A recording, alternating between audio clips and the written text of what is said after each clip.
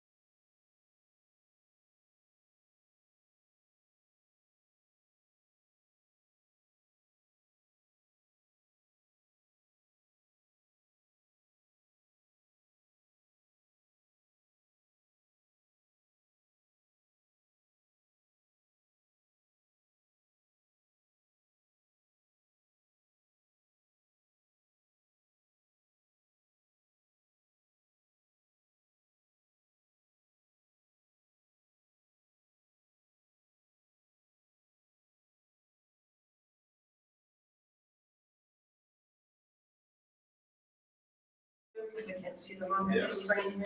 I can, but I don't know if I'll let might you be know if we have able a hand to up. support over there. I don't have to see your screen. Okay, ready to start? Right. This is a regular meeting of the Norwich Selectboard, Wednesday, September 24th, 2025. I'm Mary Layton, Selectboard Chair, to my left is Marcia Calloway, to my right is Kim Briggs, Vice Chair. We also have Priscilla Vincent, Brett Sweat, and Town Manager Fran Duffy. The first item on our agenda is to approve the agenda, and I have a question for the board. If it is okay to include Matt Sweat's memo, which was submitted for correspondence in our discussion on number 11, opioid settlement funds, would that be okay to discuss that at that time? If we need to? Okay. Any other changes? When we do department reports, can we make time to at least mention the finance department report, or department two? I think so. We just have to be brief so we don't go too long, I think. What did you want to include, Priscilla? The finance department among the other departments, because they submit a report to me. Are you asking that it should be, or? Well, we usually we pay no attention to the finance department reports. I mean, the AP warrants and so forth and reports? No, I mean, The figures? There's a cover letter. There's a and- cover letter and There's then cover there's letter. some stuff. Okay. And I just wanted to make a comment about, Yes. Well, isn't that already on there? well, Discussion possible, For, discussion of department reports. yeah, So it's already on there. So definitely won't leave that out, because that's important. Okay, let's see. Do I have a motion? I move to approve the agenda as presented. All right. you didn't want to include your opioid report? And Well, it's in there. It's on there, yeah. It's in there, okay, It's on the that's agenda. not, it's more procedural. Okay, All right, so is there a second? Second. Okay, vote. Marcia, how do you vote? Yes. Email? yes. Ellen? Yeah. Yes. Yes. Okay, the chair's report, basically just got to form up the agenda as person supporting materials on the, from the select board members on the finance committee, select board MOU, and Marcia stepped up to provide materials for the packet. Matt Sweat did some outside research and is submitted to form our discussion about the opioid settlement funds. Okay, that's it for chair's report. Are there any public comments for items not on the agenda? You want to Zoom or in person? Priscilla? When we went into executive session a time or two ago, and we were in Brennan's office, and we were around that table that was exactly the right size for all of us. I felt we had one of the best meetings and discussions ever, because we were all around the same table. We could look at each, I mean, no one was going like that. We could look at each other, and I wish we could rearrange this room, because I feel as though we're like contestants in some kind of show. Show. You know, I really, I realized I'm very sensitive to spatial things, and it's like, I don't like this. It was so much better, so much more congenial, so much more communicative when Yes. we were around the table somehow Yes, together. that's a great comment, and I think Chemo and I were thinking, could we sort of try to kick off our select board year sort of in that fashion, and we move furniture around.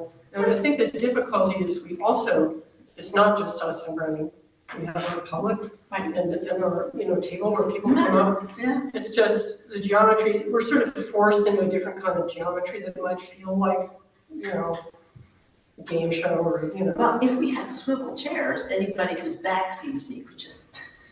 Okay, that's a good comment though, because it does make a difference, those spatial things and how you interact with people. Chemo? My memory is that we discussed it, and because of this table, we decided we couldn't do that. Yes, and this table is really heavy, it has a wiggly leg, which is also part of the thing.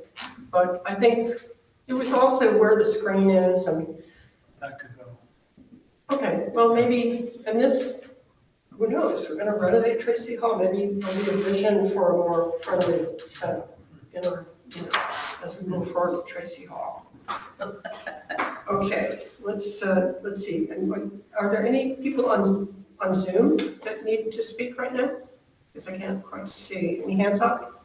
Not seeing any hands up. Okay, Kimo, did you want to make a public comment? Yes, one thing is, based on the Energy Committee's last meeting, I wondered if we could invite them, make sure that they're aware that we're doing a meeting with the architects to look at Tracy Hall next Okay, in October. Make sure that they're invited. okay, for when we meet here, Yeah. just make sure that they're specifically invited. That's a great idea. Yeah. Yes. Okay, any other public comments? If none, we have a lot of, many spending requests, so I think if we move sort of judiciously through them, we'll save a little time. Item 4 is town clerk spending request for, out of the records restoration fund. May I have a motion just to I move start to this? approve the expenditure of up to $1,575 from Fund 45, Restoration and Preservation Fund for binding of the town reports. And I'll second, okay. Any brief discussion? I think it's pretty good. Just a comment. Okay, My comment is, I'd like people to use the town's form because it actually has a nice form, because it's easier to see when you look at them repeatedly. And also it's got a checkbox that says that the finance office has confirmed. So I'd like to use those. okay, I guess that's a kind of a request of the town clerk, I think, right? If she's willing to do it that way. Well, it's It's for everybody else using. It's for our use. Oh, okay, Because we're the ones that are being asked to do something, and I think it's just more efficient. okay, Good idea. very good. Lily has her hand up. She might wanna- Okay, Lily, would you like to speak? Hi, yeah, thanks for the pending approval. I appreciate it. My forms are constantly the same because I'm using from the same fund every single time. If you can point me towards a PDF fillable version of that form, that would be great. Okay. We'll see if we can, Yeah, we have one. you have one? Town manager's Okay, that sounds doable. Thank you, Lily. Any other brief comments? Okay, let's vote. Let's Marcia, how do you vote? Yes. Timo? Yes. Priscilla? Yes. Yeah? Yes. Yes. Okay, and 5, Huntley Meadow tennis courts resurfacing bid recommendation. And let's do a motion and then we'll discuss briefly. May I have a motion, please? I move to approve a contract with Blacktop Paving in the amount of $119,170 for the excavation and paving of the Huntley Meadow tennis courts. Second? Second. Okay. Any brief comments? Sean?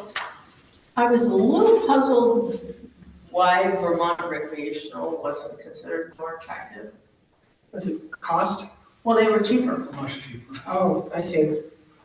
The scope of their, The work. the scope of their work was Wasn't as not complete. as complete as Blacktop. I mean, I figured there was a really good reason for going like that. Yeah, I Okay. agree. It's, Okay. yeah, they're not doing everything that Blacktop. Okay. Thank you. It was interesting, the variance of what people Oh. were Yes. suggesting. Yes. What is it? The variance. Just the different ways of doing this and the different costs. Yeah. Okay, ready to vote? Yep. Is Bria- Marcia? Yes. Timo? Yes. Sean? Yes. Yeah? Yes. Yes. Okay, moving on. Hopson Road Culvert. It's item number 6. DPW bid evaluation recommendation. And I guess this Hopson Road Culvert, I was trying to visualize either end, like Brennan talked about it in the agenda, but it's actually the intersection with Elm Street. So it's like halfway along Hopson. You know, Elm Street comes up on Yeah. steep, it's somewhere in that. It's actually quite close to the corner by where the red house is, Yes, right there. yeah, and it said it was a stone culvert, so that sounds ancient. And Yeah, I can tell It's you probably great. the amount of water that goes through there is There's a lot. prodigious. Okay. Okay, well, let's have a motion for that. I move to approve a contract with Chase Hostess LLC for the replacement of the culvert on Hopson Road. Amount not to exceed $20,000. And a second? Second. Okay. Any further comment or question? I think, I have no problem with the idea that there might be some contingencies or ask for a little more than the actual bid. And in general, I think Chris gives us wonderfully put together requests that are so clear. He gives us everything we need to know without blah, blah, blah, blah, blah, but, you know, the rationale and what's looked at. And Yes. And I think our culverts are being sized up to, you know, deal with our increasing amount of stormwater, so that's very good. Memo? I think in the future it would be helpful for me doing my job to show this on a map. Oh, yeah, I wanted to go and that's look at good it. news, too. Yeah. Yeah, just have a map, try a location so we can examine it. I walked up down the street down Hopson this morning, I didn't notice anything, but maybe it wasn't, it went that way. It's got 2 cute cones. Yeah, I did find it. My other question was, do we, you know how many culverts we have? Are they numbered? Thousand. So could we designate something? Could we say this is culvert number something or other? Oh, like standardization. I don't believe we have an inventory of culverts. I don't know that they have been labeled with individual numbers. And I think that is probably possible, but that would probably be quite a labor Checking it on the intensive database. job. Thing. Be kind of cool then. Hold on, we have Chris Kaufman, our DPW director, who may be able to speak more. Chris? Go ahead, Yeah, Chris. hey, so yeah, we do. We actually have a culvert inventory, and we have about 1,000 or more cross culverts, and they are numbered.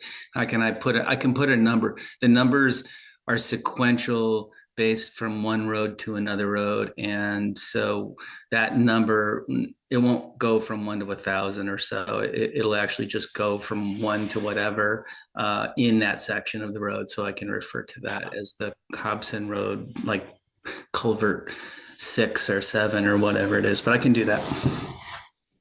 Great, thank you, Chris. Could be huge. Thanks very much. Any other questions? No. Okay, let's start. Marcia? Yes. Kimo? Yes. Priscilla? Yes. Yeah. Yes. Yes. Okay, another one. Now we have our DPW snowplowing assistance bid recommendation. And I understand our crew is getting more experienced, which is very exciting, so that we cut down a little bit on contracted services. So a lot of credit to the DPW department for building back a great crew. And thank you, crew, for, you know, learning how to drive these giant snowplows. Okay, any questions? Oh, we should have a motion on this, move it along. Would like to move this one. I move to approve a contract with Kurtz Halt Excavation LLC for FY26 winter snow plowing for an amount not to exceed $45,000. And a second? Second. Okay, any further questions or comments? I had one comment. Sure. I wanted to thank Chris for this write-up. I think being able to read all this stuff up beforehand in the packet saves time a lot. And I'm sorry for taking up time now to say thank you, but I feel like his write-ups are always full enough that I really leave with no questions. And he generally touches on follow-up questions that I would have had, like, are we getting towards the point of being able to plow our own roads with our own crew, you know, up to the point that is reasonable? I know that on the outskirts of town, you know, it makes more sense to contract it, but I'm glad to hear that. And I know that other citizens have asked that. So I appreciate him noting that. And it's great that we're saving money. And I'm assuming that, the fact that the new group is from West Windsor and a bit farther away from Chase's and Sharon, like, won't make a difference. Very good, thank you. Any other comments? Okay, well, let's vote. Marcia, how do you vote? Yes. Kimo? Yes. Priscilla? Yep. Matt? Yep. I'm a yes. Next, we have, Thanks, Chris. Thank you, Chris. Well done. Chris. Thanks. The town manager's gift recommendation from the Trails Committee. You want to speak briefly about it? Yeah, I think fairly straightforward. There was so I think it's been completed at this point from the picture I saw, but it's a donation that would go with the cost of the materials to construct a pedestrian bridge over a washed out area on the trail. And Chief Bob, he needs to speak to anything, but I would, which would go in and then probably quickly go out to reimburse the materials. Okay, are there questions? Just another comment. I think Comments? the Trails Committee is another one of these wonderful unsung committees that gets very little notice, not a lot of public appreciation, but they do a fantastic job and they're really gung-ho. Yes. And I think that the letter from Nick Krems is very thorough with all the, then they've been touching base with all the right places. So that's very well done. Right, any other comments? Okay, so we'll need a motion for this one, please. I move to accept the donation of $600 for the construction of a pedestrian bridge on the Ballard Trail. You have a second? Second. Okay. Let's vote. Marcia? Yes. Simone? Yes. Sean? Yes. Matt? Yes. Yes. Okay. Next up is the listers memos of errors and omissions. And I think we just need to, let's see, move to approve, to notice what they were and approve them. The motion is, there is no motion. Oh gosh, no, what happened to the motion? Oh, no, they just don't, they don't have room for the who proposed it, the second, et cetera. Do you want me to read them? Yeah, I wonder, you think it would be, unless there's objections, could we move all three of number 9, for instance? I guess we kind of have to, right? What? I mean, number 9. Number 9, there were 2 listers memos with errors and omissions because another one came in later. So number 9 and number 10, they're all errors and omissions. Since I'm I writing think down. Cheryl has something to say before we. Oh, I'm sorry, Cheryl. You want to come up and speak to us? Sorry. Thank you. I was so busy looking at the monthly. Would you like a You know, you cookie? got the great. Yeah. Oh, after. Thank you very much. You just, Yeah, my sense was that this was all one agenda item, but somehow they got made. Oh, okay. Oh. That was a mystery to me, but it was, the intent was for everything to fall under one agenda item. Okay. And then the second thing I wanted to say, since I'm hearing that you want to just do a motion to approve all of them, is that we actually have a revision to one of these. And I wanted to pull that one aside if we could and talk about that separately. So the others, that would be the easement, E&O memo. Others could, unless you have questions. Make sure we're understanding which one, it's the third one down. So that one should be considered, that one has to be separate. Okay, and Marcia's graciously taking minutes. She's got that mess. Oh, yeah, thank you, Marcia. Do you want me to make the motion? Yes, please. Hey, good job. I move to approve the correction of errors in the 2025 assessments. Now, they're both written differently. Grand list. One says grand list and one says just assessments. These are corrections to the grand list, I would. So would it be correct to say, I move to approve amending the 2025 grand list? Do you need the word assessments there? They're just written a little differently, that's all. Let's do it individually. We'll do it individually. I mean, just so we get all the original language except for what's being amended for the third one. Could- Let's do that, and it'll just be cleaner. I move to approve the correction of errors in the 2025 assessments for the following parcels: number 16-32.000, number 909-022.200, number 05-115.200, and number 05-115.300 pursuant to 32 VSA 4261. Okay, may I have a second? Second. Could I just review those numbers with you again, please, in the motion? Yes. 1632,000, Yes. 922,200, Yes. 115,200. Is that correct? So Cheryl, Scrambling around here.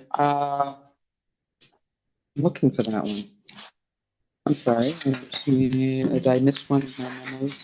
It's the Kerwin Hill. It's the 550 Kerwin Hill. It's kind of coincidental that there's a 515,200 and a 115,300. 300, yeah, Yeah. both on Kerwin Hill. was that the Well, consolidation? that's the consolidation of two It's the parcels. consolidation of two properties, so they go together, right? That would be the second one. You know, I'm trying to still put my hand on the consolidation one. Anyway, I'll trust it. Go for it. The grand list is 0. So maybe it disappeared, which is why you don't have it. Grand list assessment, 430,100. Grand list correction, minus 30,100. So it's a 0 number. I'm missing the memo. I'm sorry. I don't know why I put them, I thought I had them all in this. Do you want to see it on here? You want us to table this so you can grab them, or you can go right in the office there, right? No, if I could just put that one memo somewhere. I would. Oh, yeah, I just have it here. Here. 05. This one is the one we're talking Oh, that's the one. Okay. Thank you. So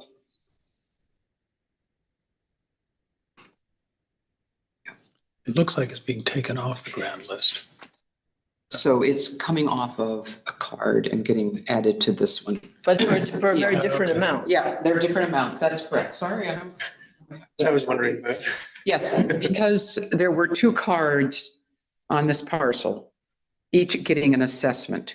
And in fact, a consolidation deed had been recorded. So the second card, it was a greater assessment than it should be, comes off.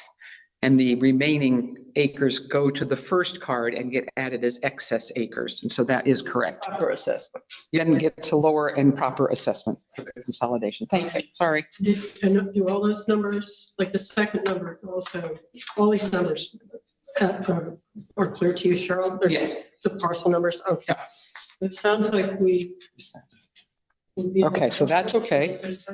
Just one, this is just another instance that's been so frustrating with KRT screwing up.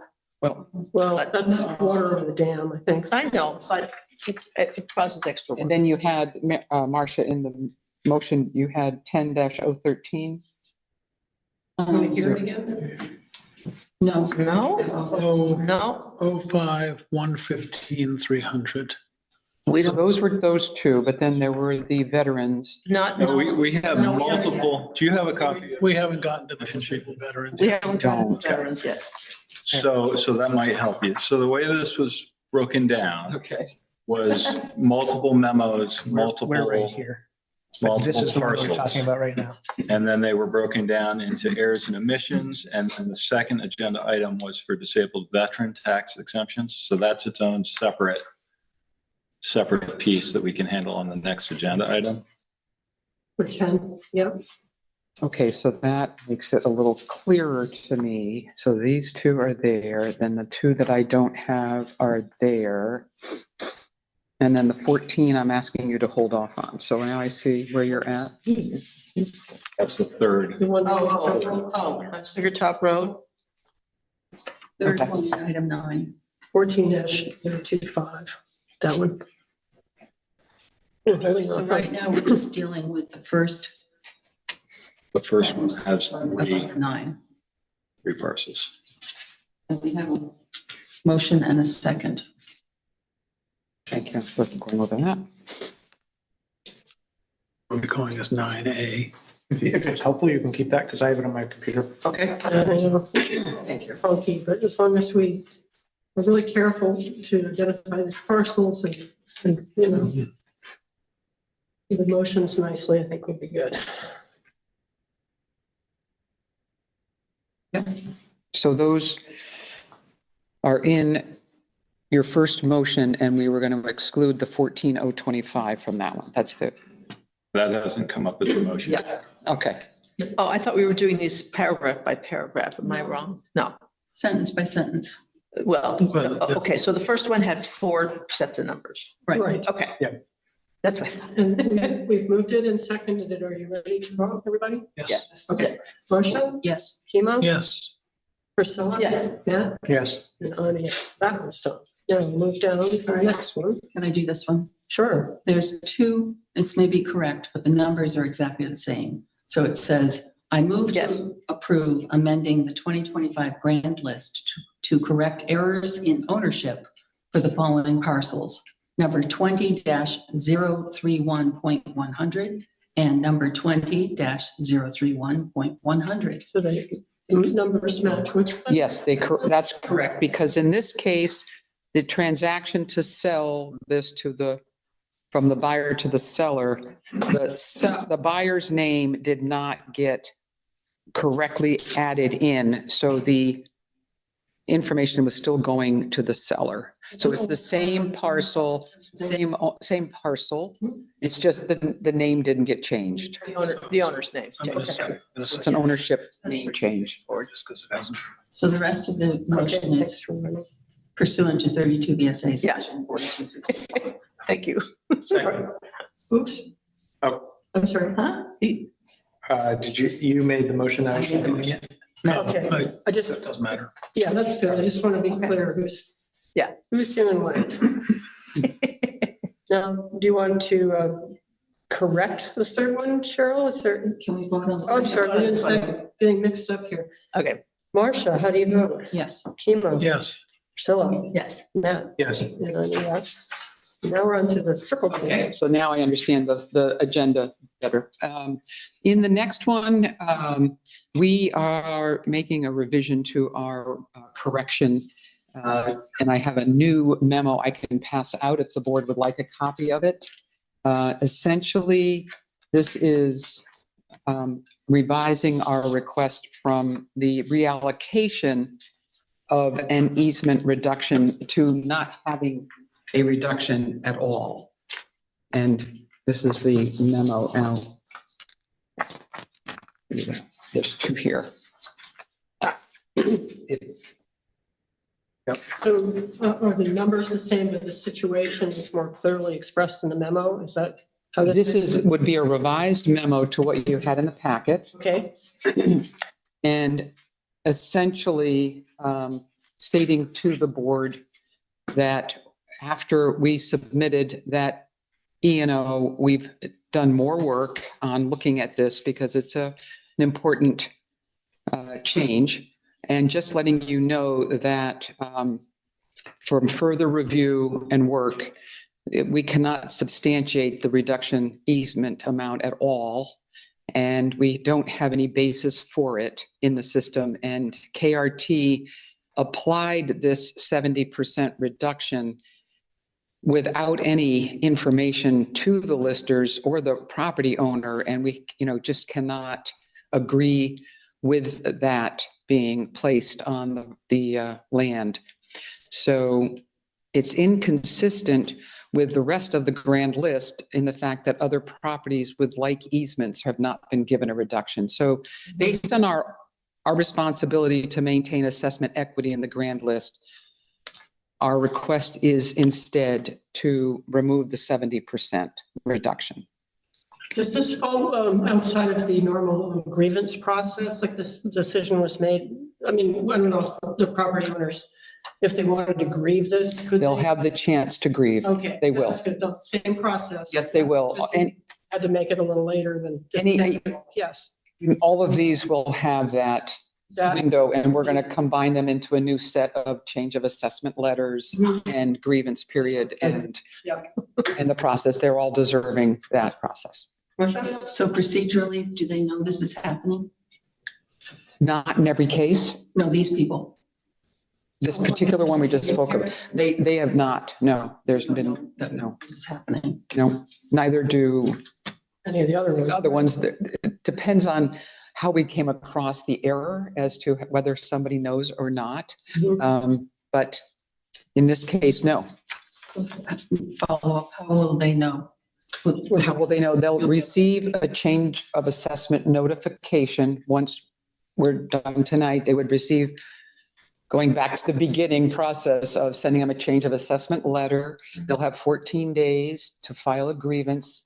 Then we would set up a grievance with them and listen to what they want to say, and then we would make our decision. If we don't satisfy their request, then they would appeal to the Board of Civil Authority and go through the same process. Can we ask what type of easement we're talking about here? Just Yes, you can. It's a conservation easement, mostly is what it is. And it's an area in grand list assessing that is more subjective than it is objective. And you read each of these easements and apply them, if necessary, to a property. Some of the ones that are more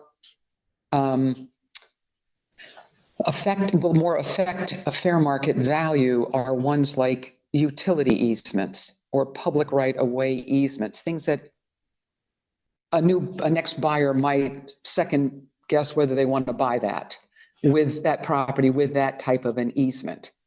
And those typically get a reduction of 10, 20%, depending upon the nature of that easement for utility or public access across their property.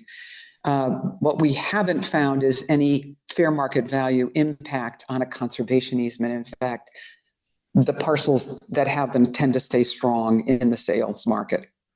And so that was a longer answer than you might have wanted, but that is the basis for. Yeah, interesting. So this is like a land trust easement or something like that. It's a conservation easement. Yeah, it's. Development rights? Could be that restrictions on what can be built, what can subdivisions and things of that nature, which quite honestly appeal more to people down the line who already have that in place. And we've seen sales not impacted by such easements in this matter. And we've actually reached out to other towns in Vermont to get their work on easements. So. All right, any other questions or comments? I guess we need to move this one. Would you like to move it, Marcia? Or? I move to approve amending the 2025 grand list to correct an acreage under easement error for parcel number 14-025.000 pursuant to 32 VSA section 4261. Second. Okay. Let's vote. How do you vote, Marcia? Yes. Memo? Yes. Tom? Yes. Yes. Yes. And then we're actually going on to item 10, the last of the corrections, which has to do with disabled veterans. You want to move that to Marcia? Or? Sure. Yeah. I move to approve amending the 2025 grand list to correct errors relating to disabled veteran tax exemptions for parcel number 10-013.000 and parcel number 20-207.000 pursuant to 32 VSA section 4261. Do you have a second? Second. Okay. Any further questions? Let's vote then. Marcia, how do you vote? Yes. Memo? Yes. Yes. Matt? Yes. Yes. Well, thank you all. This will be included in the next packet. Yeah, that would be fine. Could you send that to Britta? Sure. Sure. All right, thank you all. And there's that thing. Right. The next item is number 11, the opioid settlement funds plan. And we've had outreach from our resident, Chris Katuki, who has pointed out he keeps track of the opioid fund, and we have gotten a little bogged down on figuring out whether or not we can use these funds to help someone who is affected by addiction. It's a little complicated. There are a lot of factors. going to turn it over and discuss this a little bit during agenda setting with the team. And we were going back and forth about whether or not it would be great to have a committee to look into all the questions we have, or would it be better to figure out what the questions are and sort of open them up as a query and just send it out to people like the police chief or town health officer. And the reason we sort of were discussing that is wondering whether by the time you advertise for the people on the committee and you hear from them and sign them up and you give them a charge, you're like a month down the road. And it would be nice to try to get some kind of handle on that a little, well, sooner. But that's one of the things we could decide. And I'm going to actually turn over to Matt because he spoke with Chris Katuki a little bit and has come up with a draft form of if we did want to have a committee, the types of things that could be asked. So we all had a chance to look at that. So, I mean, this is a little complicated, trying to not, have a really long meeting tonight, but this is pretty complicated. I think we could have a little bit of a discussion about what direction we want to go with it. So I'm just open it up to the floor and see what people think. Sure. Because I submitted this draft, I'm happy to speak first. That'd be great. I submitted this draft just because I didn't know. I just wanted. Discussion. Yeah, I didn't know the previous discussion that you outlined, and so I just wanted to kind of give us something to work with to move forward on this. And I would say that my only kind of hesitancy was that creating a committee has its own sort of burden of time, basically, where you have to create the charge, you have to kind of, then solicit people to volunteer for it, then you have to vet them, and then you kind of send them on your way, and then they do their thing and come back. So if there's a more nimble process that keeps us moving forward and provides the select board with good, practical ideas, then I'm not wedded to this idea. I think that everyone, including Chris and myself and then people who are, interested in this subject, just want to kind of move on it and get it into the, use this money for its intended purposes. So, so I'm open to all the ideas. Okay, Marsha? Thanks for starting the ball rolling. I have a lot of ideas on your draft, but I think overall I'd like to table it for tonight. But having said that, I think I'll just go quickly over the things that I think it might need. The purpose, I think it needs to be separated because it looks like the charge is embedded in the purpose. So the second and third paragraphs should fall under a charge and be amended to explain that recommendations will be submitted to the town manager for his review and submission of appropriate recommendations to the select board for their approval of expenditures of funds. I'm wondering why we need a deadline. For membership, I think that this is such a specialized and fraught area that we should just, if we're going to have a committee, we make it the town health officer, the police chief, and the fire department, EMT kind of folks, maybe a representative from there, because they know what they're dealing with. I'd also like to find out how other communities have used their funds and what form that's taken. Under miscellaneous, I would amend the bullet that says the committee may appoint a chair and other officers from among their select board appointed members, and remove the last clause that says although such actions are not required, because may means they're not required. I would also amend the bullet about the SAC, I'm calling it the OSAC, is encouraged to seek, to accept instead of seek public input. Again, I think is pretty specialized, but people may have ideas.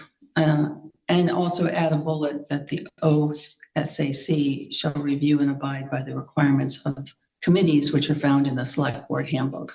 So I think it needs a little bit of tweaking, but depending on what other people are doing in other towns, this looks as like a reasonable way to start out. So am I clear that you would support a task force or committee, but you want slightly different structure?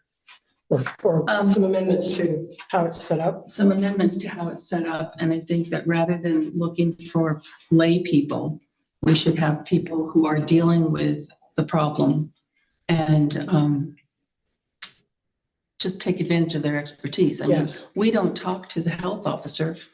What is that person seeing? We know perfectly well that I'm guessing the fire department, and if you look at the list of incidents that are reported in the police department report, there's things reported that look like this, you know, so I think it'd be good to know what they're seeing. Right, and I'll just add just about the meeting with Brennan, that was kind of the basis for a query, was to use people who already are, you know, sort of aware of the problem and aware of resources and so forth. Even Miranda, I think she receives the, you know, the settlement documents, and there are two different sources of the funds and a different deadline. So there's a lot of administrative part to that too. Kimo? This, I think these are really good and solid. There is a guy up in Bragg Hill, Fred, who lives up above the old Cossingham place. This is his specialty. He's at the hospital. Oh, And I think so you're a doctor? Or he's a doctor. Fred? Fred, I can get you his. Oh, his last name isn't Shoot, you just can't remember. No, I can't remember his name. Brilliant guy. And this is his department, so it might be worth considering adding qualified lay people as well. Right. I think that's a great idea. Think of people whose field it is, or, you know. Yeah, that wouldn't be lay, really. I don't know if we've ever had Not an effort that was like a query. Like we know the type of people we want to ask, but we just say, well, these are our questions. What do you think? And they maybe just shoot back a memo, give us some guidance about what to do next. And I see, you know, Brendan's nodding his head. Do you want to try it and see, at least as a preliminary thing? Oh, You know, to have a query. instead of going through the long process of Yeah. setting up a committee and all. I mean, this we could always stuff. send It might be faster. Okay, well, at least to get it kicked off. Brendan, can you speak? I was just gonna suggest we could start there, right? We could say, we're gonna kind of post this in the packet or the listserv, wherever we wanted to, with a charge of, hey, we have a certain amount of opioid settlement funds in our possession. We're gonna be receiving those on an annual basis for the foreseeable future. And the charge could be, could you provide information to the select board about potential uses for those funds that have a relationship to opioid treatment, or, you know, it has to be in some way related to that, right? It can't be, we want to go pave our road with this No, it's money. very specific. So that would be my first thought, and that could be done rather quickly, like within Right. October. And I guess if that didn't provide the guidance or the ideas that the board needed to make a decision about the use of the funds, then maybe it's a longer process where you actually try to create this committee. But I tend to agree with a couple of comments that that's going to be cumbersome. It's going to take a lot of time, and it might not necessarily get you any more information than you would in a less formal manner. And I'm sorry, I missed the target audience for that question would be. I mean, I think you could put it into the packet with, maybe if we know there are specific individuals who we really feel like they would have insight, like the police chief or the health officer or Kimo's contact.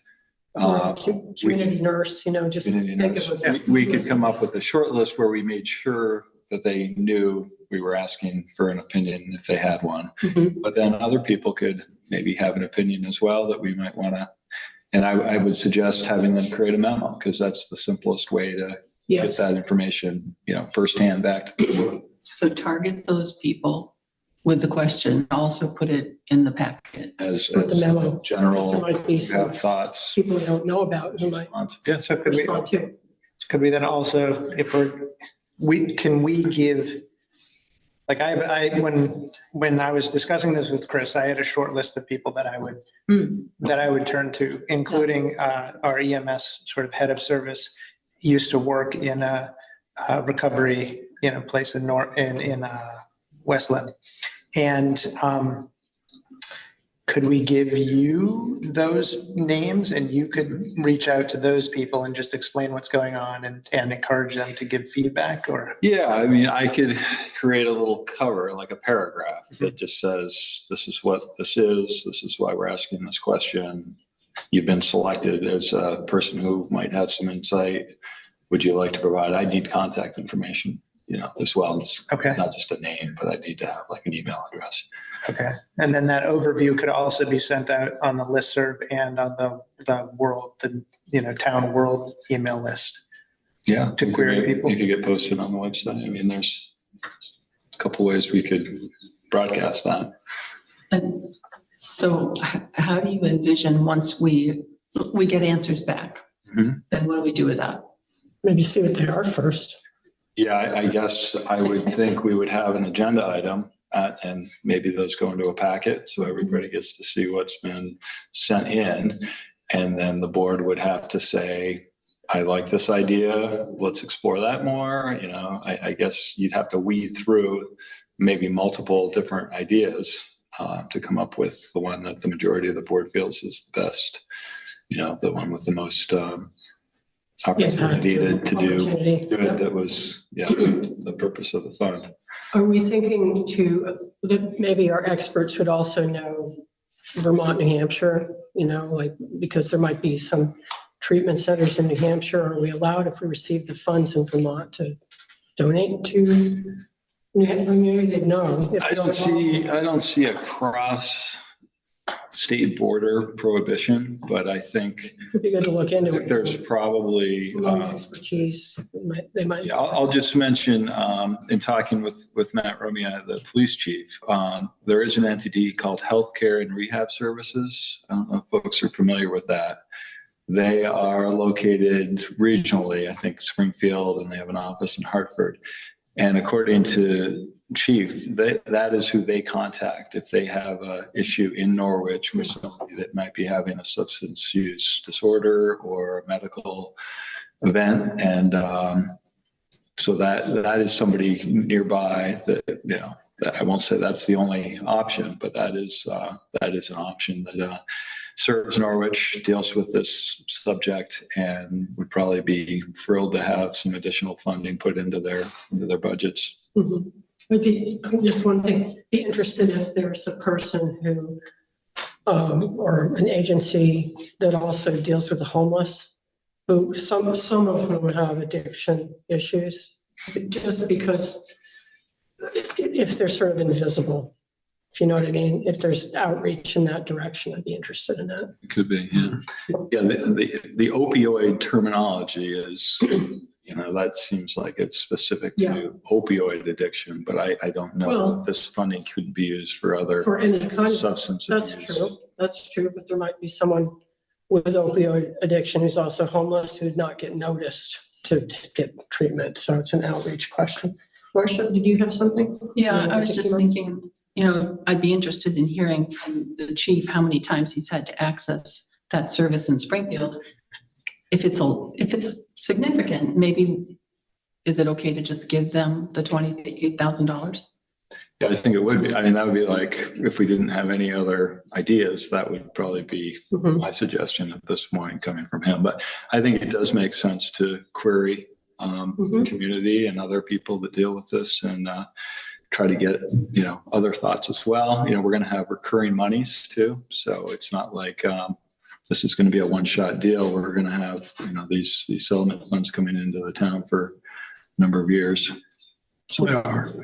And there is a website that outlines a lot of this and what the, appropriate use of the funds can be used for. Okay. Kimo? So these funds will continue for a number of years. So Matt, why are we proposing as the automatically dissolve unless its dissolution is specifically extended. Why wouldn't we just say it would be cancelable by the select board? It was, Well, it's just to keep it nimble. manageable. Okay. And to give it a finite, so that we don't just kick the can forward essentially. And so if we did create this committee, they could come back to us and say, here are the three things that we recommend doing with the money. And we can make that decision. And then when more money comes in, we can just continue, feeding those decisions or not.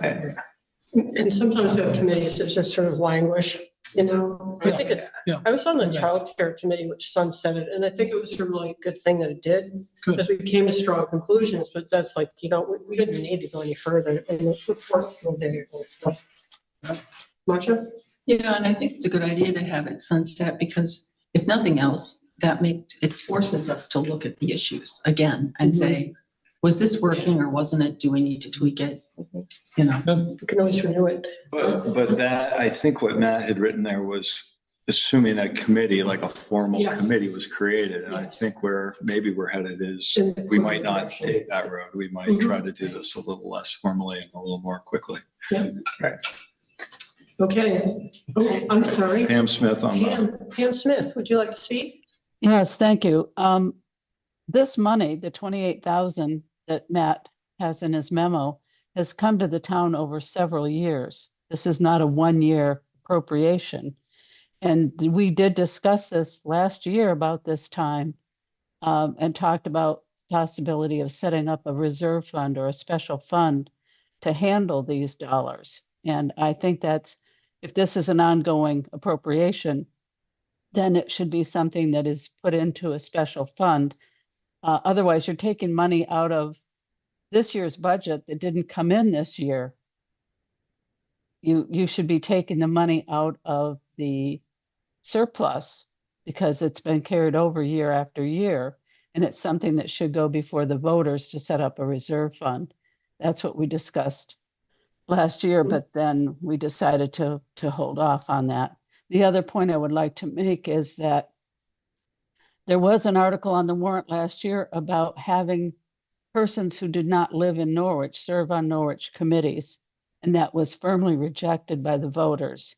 So when you're setting up a committee or a commission, we have to remember that the voters want only Norwich residents to be on those committees. Okay, thank you, Pam. Good suggestions. All right, any other hands up on Zoom? Any other questions about this? I think we've got a plan, right?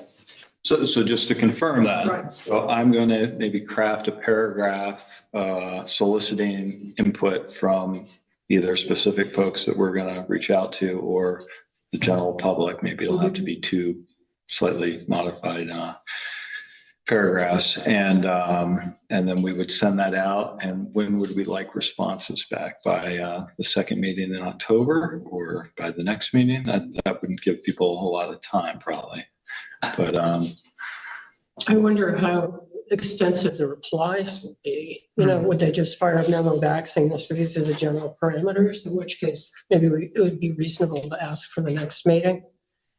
But on the other hand, if it's the public, they might not notice it for a while and then they'll pop up with lots of suggestions. So I think could we maybe shoot for the next meeting, but if it doesn't seem like we're getting replies, maybe put it in the next one? I don't know. Well, I think we should, I'm just trying to think of how people are going to respond. I think if it was the 24th, I think is October 2nd. So we'd have to have it a week before that. Oh, that's true. I think the second meeting. Yeah. Okay, that's going to be more sensible. So I think we could give a deadline of having a memo back to the town manager's office for inclusion in the packet by that Wednesday, the Wednesday before. Okay. And that would give us enough time to get it in the packets. All right. So that would be the 15th. October 15th. Okay. So that is truly, that is a very reasonable amount of time, but it's not, and not too short. Right. And then we can mull it over on the 22nd.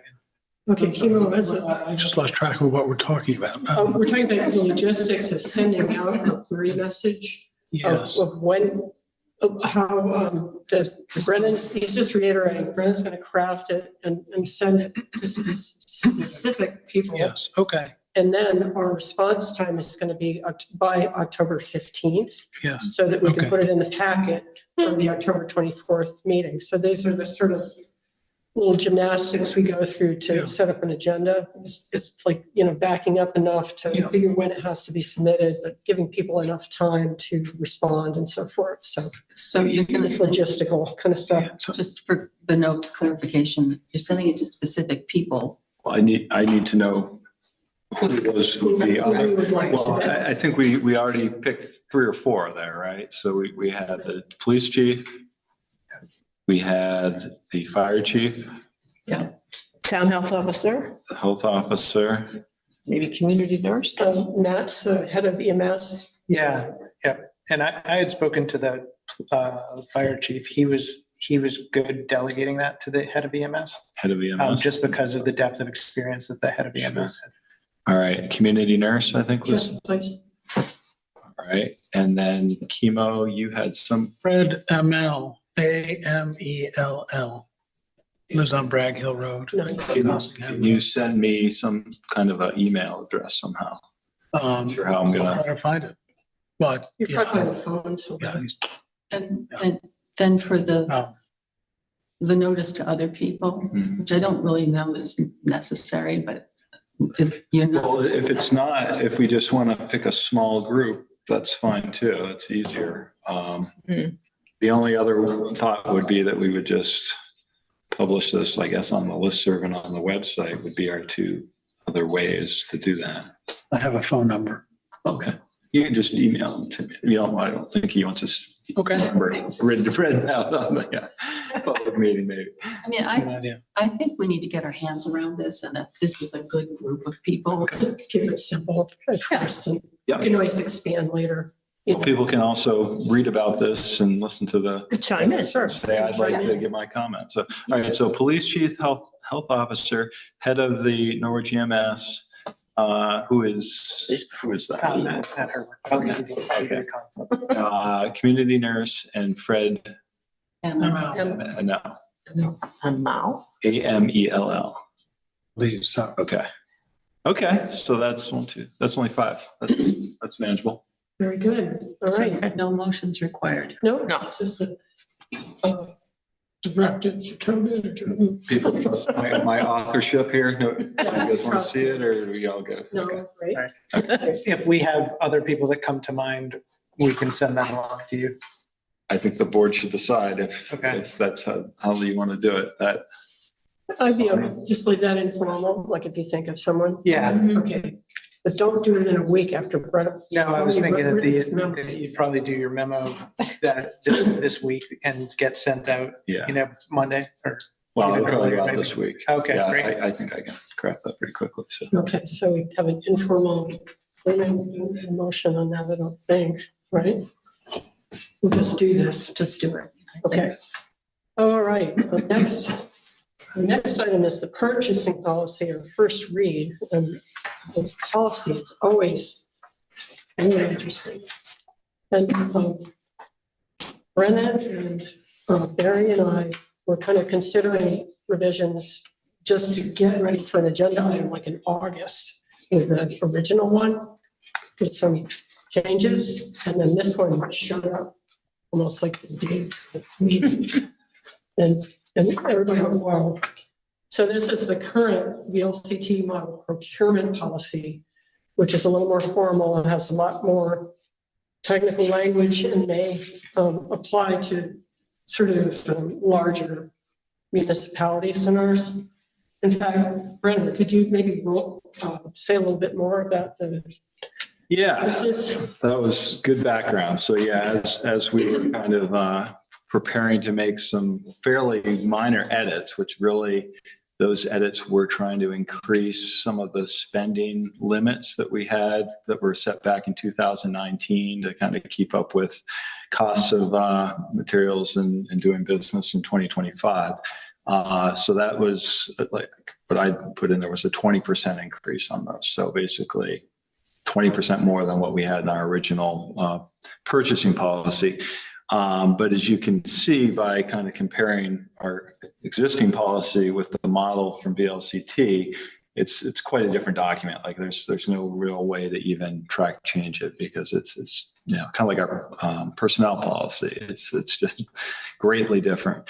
The idea was we have tried in the past to stay with the VLCT models, feeling that those have been well vetted, those have a lot of expertise, and other towns throughout Vermont are probably using models such as this. So I wanted everybody to get a chance to, just as a first read, look at both those documents. And then I wasn't expecting we would move anything necessarily tonight. First read tonight. Any major concerns with moving to the VLCT model, we should have that discussion. If people are feeling like, boy, this is just so different from what we've been used to, we can't accept it, then we should know that. Again, the changes in the VLCT model policy that are highlighted are mostly discretionary budgetary amounts, like the template that they put out there. You can kind of fill in with what you think your town should use. So we try to do that again with the kind of discussions with our finance director about reasonable amounts for these and some discretion for people to make their own purchases, as we do in our current policy for department heads to spend up to a certain amount on their own, certain amount with the threshold with my approval, and then at a certain level it goes to the select board for approval for more major purchasing. Trying to think if there was any other pieces. Nothing that went into this draft, but we had a discussion a couple meetings ago about the need to always come in for designated fund pre-approval, and I just wanted to get that back out there.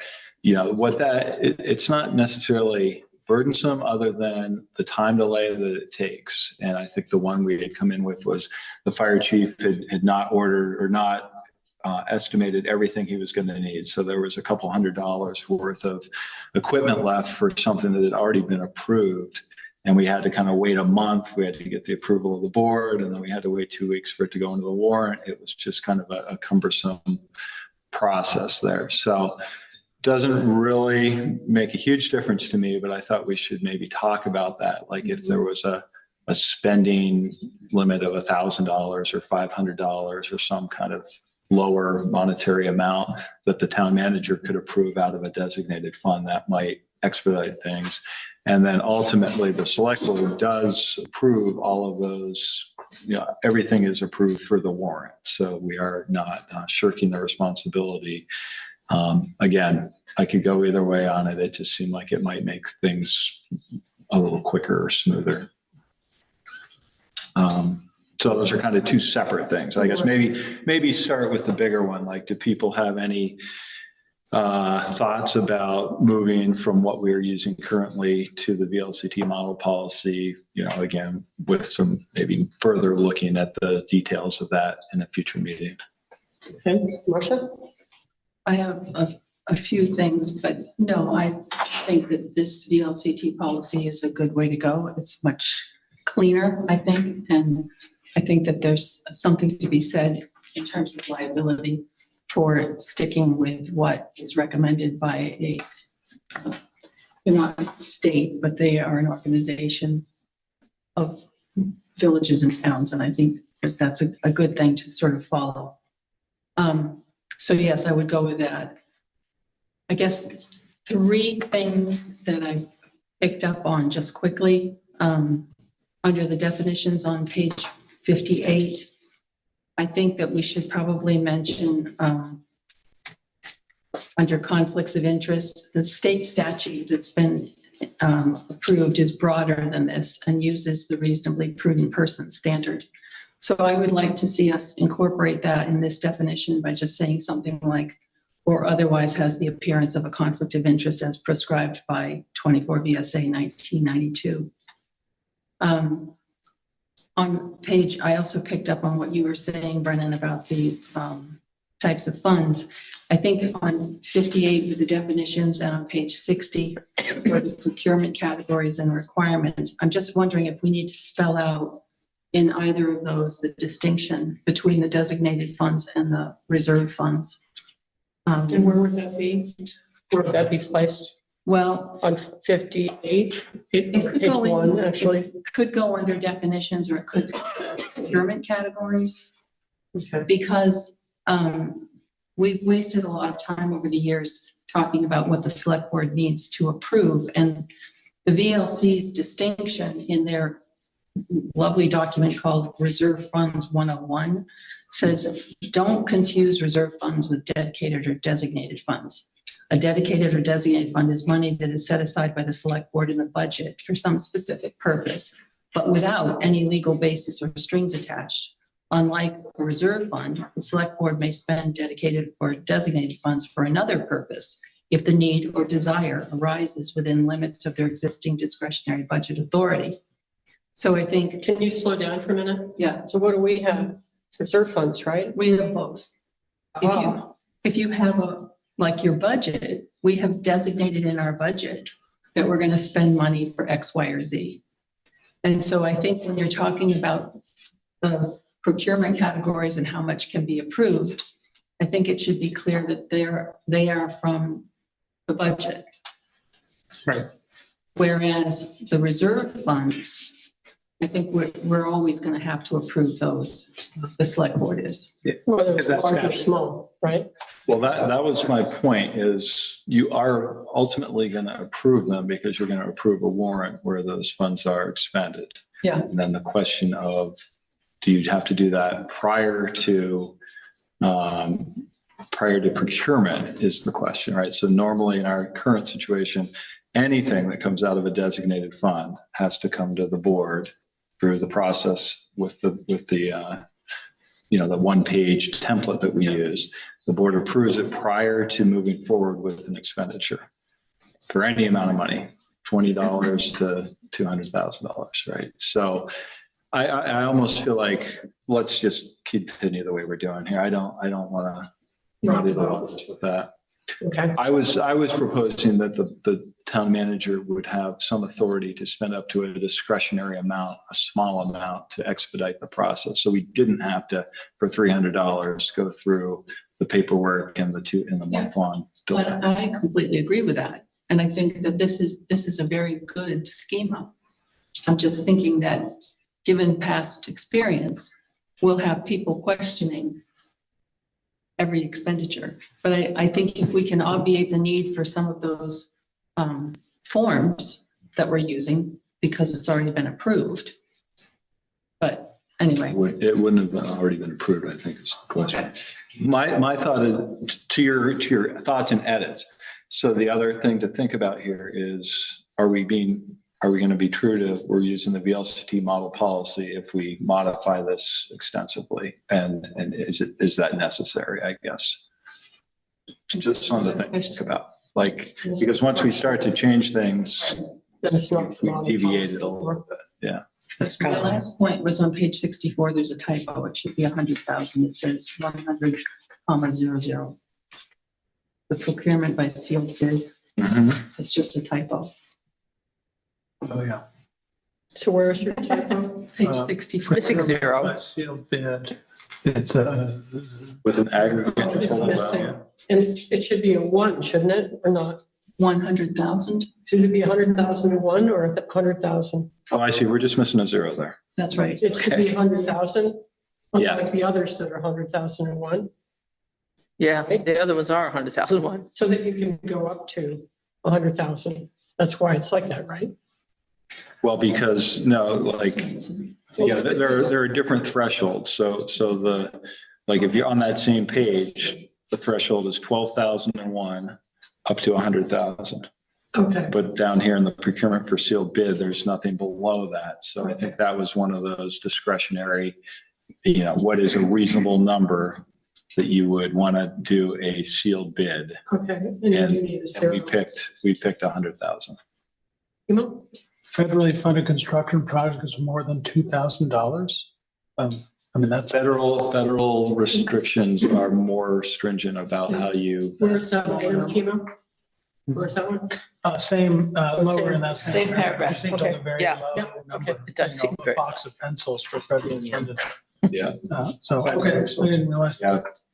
And we don't have a lot of federally funded Yeah. projects outside of like the FEMA stuff, which is all very That has its own. regimented. Yeah. So I would just add, I take your point, Brendan, and I think it's a good point about monkeying with the model. Okay. I like the model. Well, I'm sure someone spent a lot of time on the model because they updated this in July, but I think when we had talked to them previously, this was not even being mentioned that they were working on it. So. Matt, did you want to speak? Yeah. My opinion is I do like the model, and I do also reflect on when we did the animal control ordinance.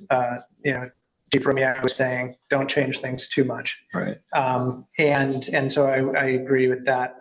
I do think that it's important. I agree with you with your sort of final, let's leave the reserve fund the way that we always do it, because I think that statute supports that way, pre-approving it anyways. And it's probably, if this is a document for us, for our sort of like guidance in the future, it's probably worth putting in here that for reserve funds, according to this, I have the statute somewhere, but statute, that select board will pre-approve spending out of it. And I do think that we're starting to trend towards, if the ask is for a specific dollar amount, to like add a couple $100 or whatever, so that there's a bit more, wiggle room if shipping and handling comes higher. Mm-hmm. Yeah, I think that makes a lot, like we've at some point, approved up to like, for 149 or something at the end. Yeah. Like Just round. we should be conscious that there are contingencies and things. And again, if it's rounding up to a couple $100 or so, I think that does make some sense. Yeah, like a do not exceed, basically. And then the other edits that I had for this are more specific, and I don't know if that's what we have time for now, or if we're just saying we like where we're going with this. We'll take this up next meeting and then really bring in our edits. My edits were about emergency spending and a couple of other semantics. Well, why don't we, for tonight, if this is okay, Mary, I think my thought was this is really just kind of the first read. We don't want to have nine reads like we did with our animal control ordinance. But I think, if we're going to get into like some detailed, like That could be memos. Exactly. Right? Yeah, that could work too. Okay. But this is really just, do we like the VLCT model and that's the road we're taking, or is this problematic in some way and we want to So let's not go that go direction? around and do that. So Priscilla, what is your thought on which direction? Do you like the new model one, or? Yeah, I think the new model is fine, and I think what I'm hearing is, but we do put something in about the reserve funds, and it doesn't, no matter how little the amount, those come Stick before. with that and put it in there. Well, by statute, it has to. So whether it's in here or not. I would probably do it. And Chemo, how do you feel about which one to? Memo seems clear, good, consistent. Right. With some, it's a model, it's not a definitive thing, so. Clarification. Well, I agree with that too. So you got, endorsement of this one at least. All right. Well, that's progress. So maybe for 8th, for the next meeting, I would just resubmit the VLCT model and ask for thoughts or comments. For memos. Anything that we would want to change. Changes, prior to the meeting where we might. Exactly. Yeah, no one can see them all and then have a good discussion. Yep. Are there other people who'd want to have input on this that we should invite? We have a hand up. Well, we've got probably, Pam, is there maybe it's Cheryl? It says Board of Listers. Board of Listers, would you like to speak? Whoever is representing you? Is it Yes, Cheryl again? This is Cheryl. Hi, it's Cheryl. Right.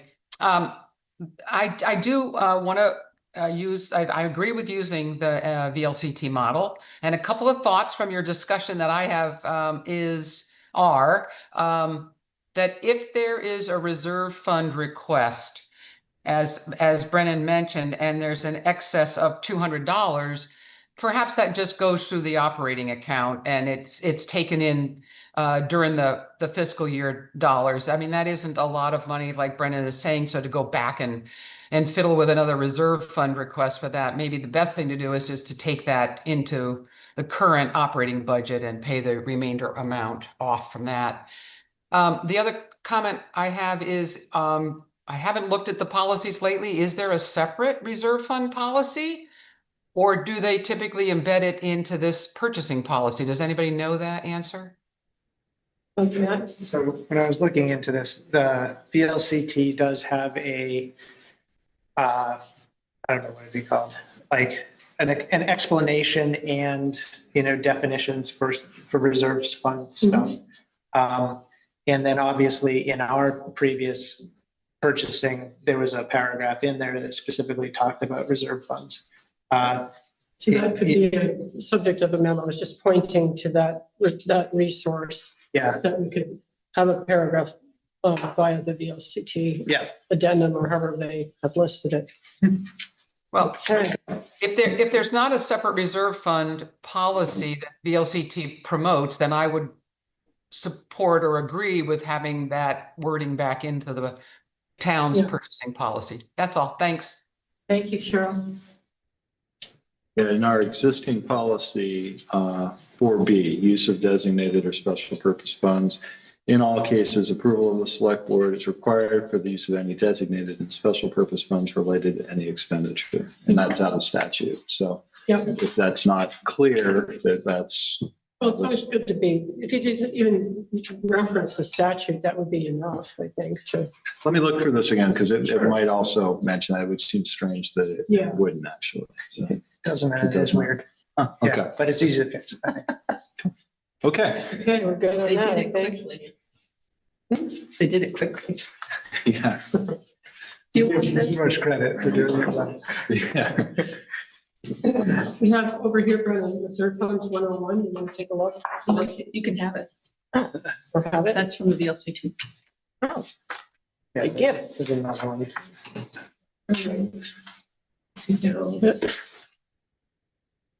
Oh, can I ask one last question just before I draft a memo about this?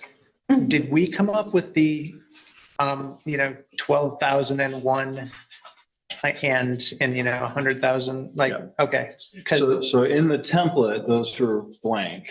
In our existing policy, we had numbers. I added 20% to our numbers from the original policy and placed them in here. I see, okay. So we're getting a little more, we have a little more money for discretionary than we would have had. Okay, but the wording is what I was asking, because the wording in our original policy says like up to whatever and greater than whatever. And and it uses whole numbers instead of, which is actually confusing if you had the rare chance where you landed in the middle. Yeah, like yeah. $12,000. So which is it? Is it a incidental or a major? So yes, this is really, the template had very easy, you add this town to what you think is your correct amount. Okay. And we use existing plus 20%. Right. All right, any other questions or comments on this one? All right, I'm proud of us for getting through that nicely. All right, so the next item, number 13, is Finance Committee School Board MOU. And this came out of Garrett Palm from the School Board reached out to me and said, under sort of certain parameters, the School Board welcome the Norwich Finance Committee to review their, to attend their meetings, their regular meetings and their budget meetings, and to review the budget with the material that would be provided in the meetings, that would be fine. Marcia also, and I also asked Marcia to help on this too, but it began with Gary, and he had certain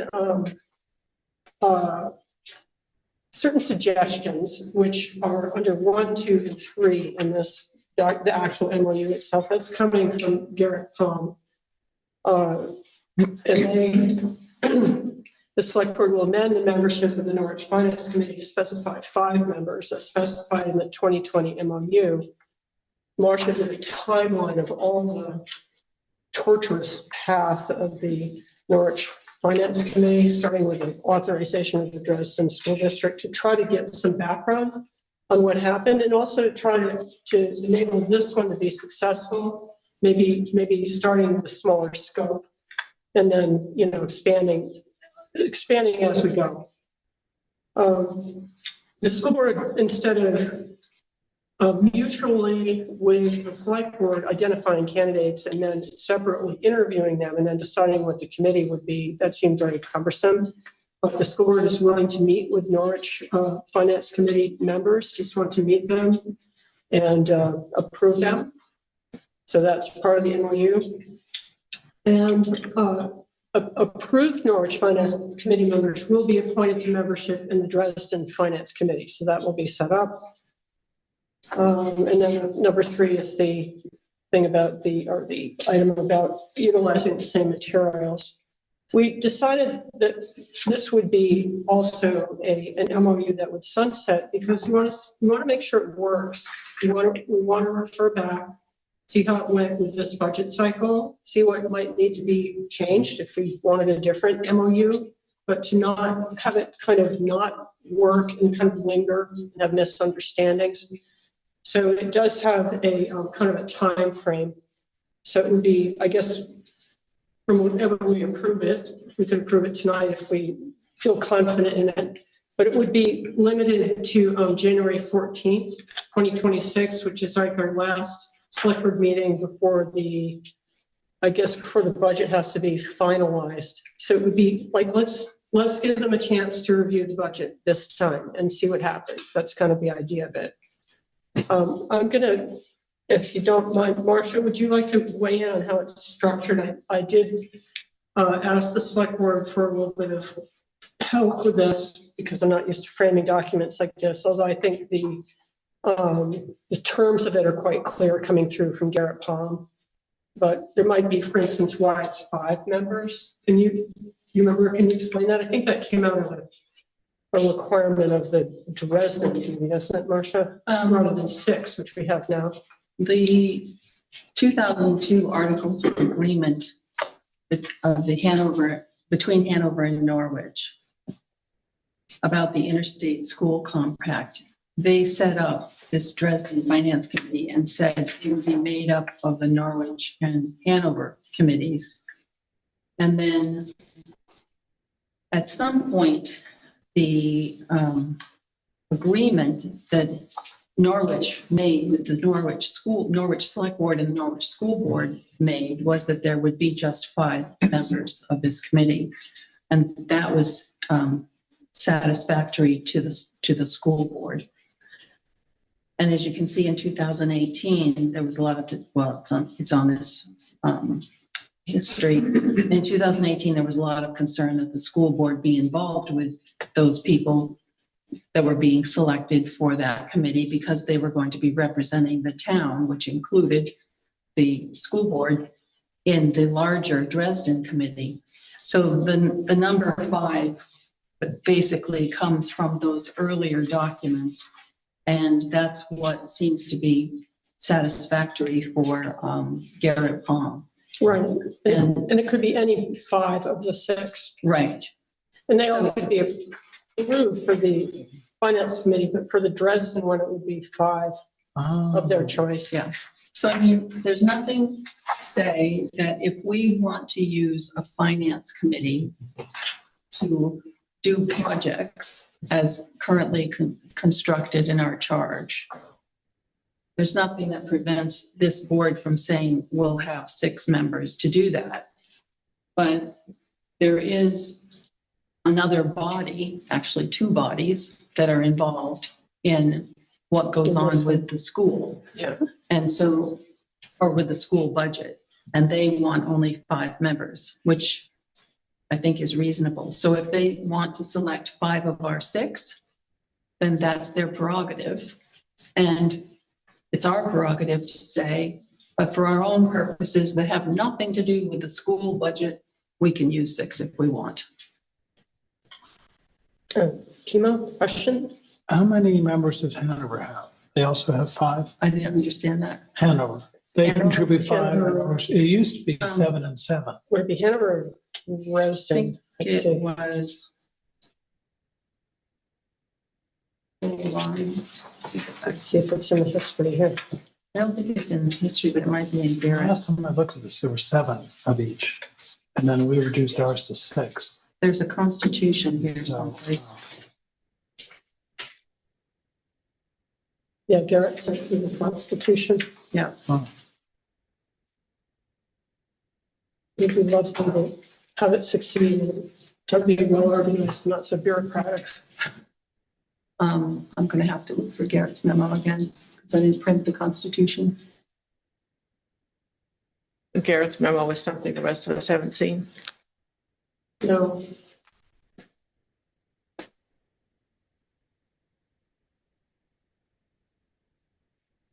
Would you like me to forward it to everybody, just sort of retroactively? Yeah. Okay, Please. I will do that.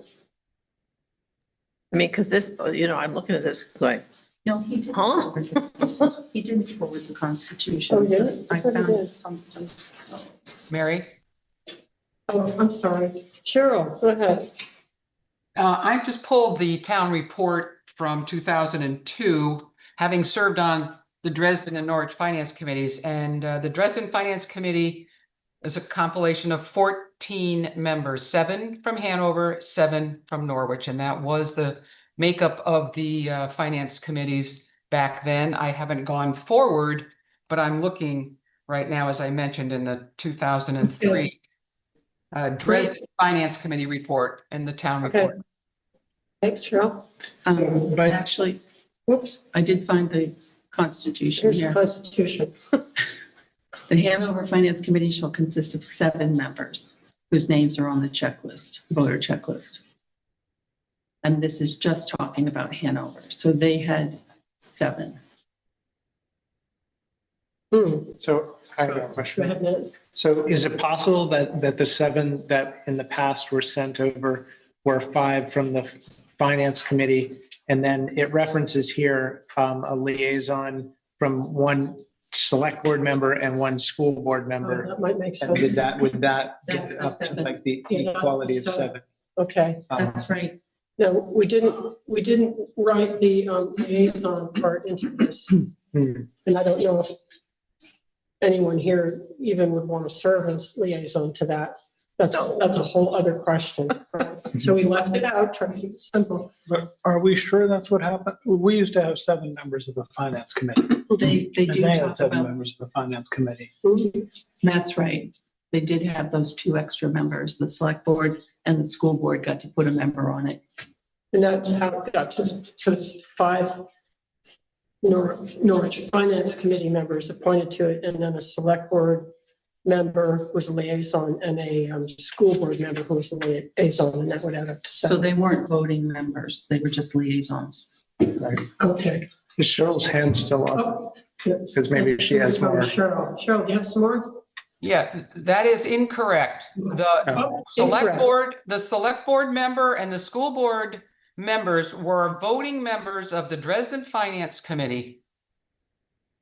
They were all members, all 7, and Norwich had 7 as well. We had 14 in total coming from 7 from each town's finance committees. And their composure of their finance committee is New Hampshire rules, and ours were Vermont rules, and we always had openings for 7 on each. I don't know that there are any Vermont rules. I didn't see anything in statute. Okay. Chemo? So the 2020 draft MOU it says that the Norwich Finance Committee joins the Hanover Finance to become the Dresden. And then separately, it says the select board and school board each appoint one of their members to the non-voting liaison to the NFC each Okay, year. so that's an I addition. think that was in addition. I'm pretty clear in my memory that there used to be seven members of each finance committee that combined equal numbers to make the Dresden committee. And it was a concern of mine when we went down to 6, because we were no longer equal that, even though there was no longer. Like parity kind of you. question, And also the odd even question. Yeah, Right. so these were one of the difficulties we anticipated, I think. I think it's in the minutes of the meeting when this was discussed. I wonder, and it might be something we want to revisit sometime with the finance committee and debate that again, but I don't know if we want to do that under this particular arrangement that would sunset. Go ahead, Memo. Well, perhaps we should find out if they want to have 5 members of our committee, Specifically. 7 members of their committee, Oh. or 5 and 5, Well, okay, because that would affect our discussion. that's true.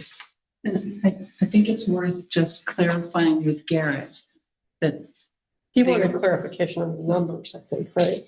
yeah, but if we clarified with him that Hanover has 5 members, one is from a liaison from their select board, one is from their school board, and they're non-voting, and that's why it was the same over here. So I'd like to know from Garrett if that's how theirs is set up now. Do they have 5 voting members plus 2 liaisons who are non-voting, one from the select board and one from the school board? Okay, let's try to clarify that. So SP and, what were on school board? SB and SB. Yeah, SPH. Okay, so that's for Garrett. Yeah. Other questions for Garrett? Or just other questions about how this is structured or whether we should do it or, you know? Yeah. I mean, I read this and I'm like, what? Does this sound as though we're sort of dissolving the newly formed finance committee and then it'll be reconstituted after the school board interviews them too? Or I was a little confused. No, the school, well, I think that in the past, I think it might have been that each body interviewed people and then somehow, you know, scrutinized each other's so that it would have, you know, equal representation of people who are interested in the school board and the town. It was a very cumbersome selection process. Sounds it. Well, okay, I don't know if it was or wasn't, but I mean, we're starting off now with a board that we appointed, and I think you might have witnessed this, I think they actually showed up at the school board and said, can we be helpful? Or the Norwich Finance Committee, and, you know, and I think it was a little bit abrupt, you know, because they showed up and it was like a little bit of a kerfuffle there. But Garrett thought as just to kind of smooth the way to have some input from our finance committee, he said, well, as long as the school board got to meet the people on the committee, and I think they probably love them. That's fair. So that's all he was saying. So this is really an initial effort, and it would sunset. We'll, you know, see what happens with it. So, you know, it's just Garrett reaching out saying, I think if we come up with a simple thing, it'll sunset, but it'll be a chance for our finance committee to get their feet wet and learn a little bit more about how the budgets are put together. It's like part of a rebuilding process back to what it used to be, is how I see it. But when you look at something like this, your eyes can glaze over because, you know. Thank you. Really. Marcia? Well, no, it's because you didn't write it beautifully. It's because it has to have a certain formal language, and it has to, you know, it just has to be. Yeah. Do we say whereas? No, you know, it's like that. I actually appreciated that it was 1 page. Yeah. That was very manageable. And I also like your timeline was really, your memo was very helpful. Really. So. I think the one thing that we have to remember is that this is a federally approved entity. And there are Dresden, and the articles of agreement are binding. And so we've got a Dresden Finance Committee. And if we're going to commit a Norwich Finance Committee, we have to kind of agree on these rules, and they're pretty clear about what those rules are. Okay, Kimo? So if they want to be clear, then we need to edit this carefully. Because Okay. in here, it refers to, the committee shall consist of the members of the Hanover Finance and the Norwich Finance Committee. But it's not the members, it's partial. And later on, it tells us the select board will amend the membership of the Norwich Finance Committee to specify my members. We're not going to amend the membership. We're going to select from the membership.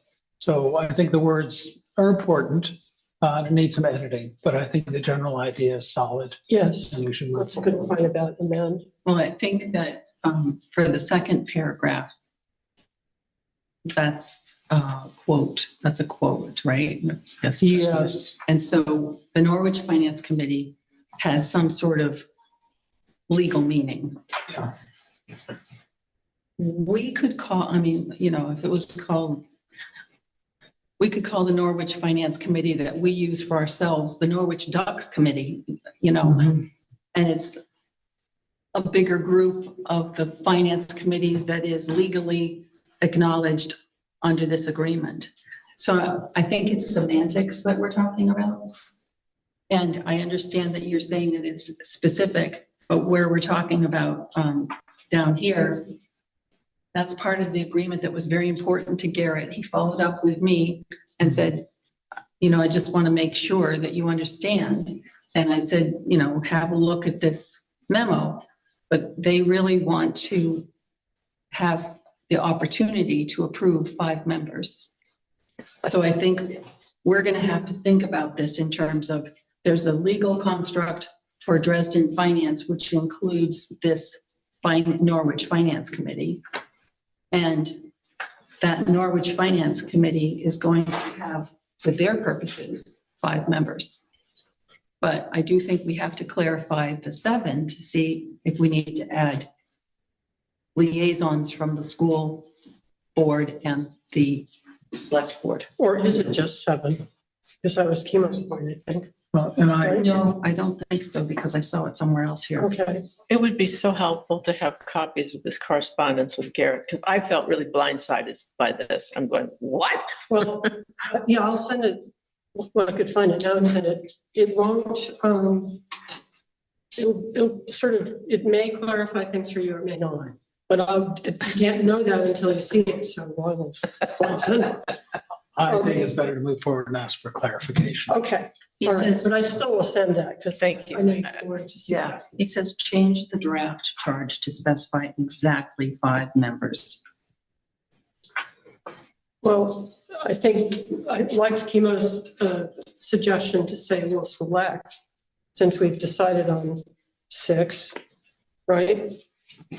We'll select, I think they want to select them, but why don't we just? start oh, with- that's true. I see what you mean. Do we have to amend the membership, though? I don't see why. No, we can amend the membership. We can, but that would mean amending the membership. Right, We- it we just could doesn't make choose the sense. membership. Or, But again, think of it in terms of the finance committee that is used for the town we're going to give them assignments to do for us, nothing to Okay. do with the school budget versus the subset that's going to be approved by the school board who will participate as part of the Dresden. Except the school board wanted to kind of meet everybody, didn't they? Yes. So that would be meeting 6, not 5. Right. And then they, So how do we do this? It makes sense. well, we should find out if it's equal. Does Hanover have 5 and we have 5? Okay, we have more work to do. Yeah. All right. And then Cheryl might have some helpful advice. Meet Cheryl from the Board of Listers. Well, Cheryl, thank you have you. more? Thank you. I would direct the members of the select board to go to town reports and review the history of the Dresden Finance Committee, which is a 14-member committee. And the fact that the reports are all there, you can look at the bottom of it and we acknowledge the membership on each side. Plus, you can see the Norwich Finance Committee reports of the 7 members that existed. And the intent was to have equal membership. It was always a collaborative group. And that is what I would like to share. If anybody would like to look at copies, there's several in the lister's office, and there's some obviously in the town clerk. The other thing I missed in Marcia's recap is the fact that President Kennedy signed the congressional order. I don't know what the wording is, Marcia, of the authorizing the interstate school district. My understanding was that was 1963. It was this last act as president, and then flew to Dallas, Texas. I don't know if you came across that. I did. But what I was citing was what's in the statutes. It is a federal agreement. He was a federal president. It's kind of in statutes. That's fine. But that's great to acknowledge that historic moment, Cheryl. Thank you. All right, this needs some tweaking, I think.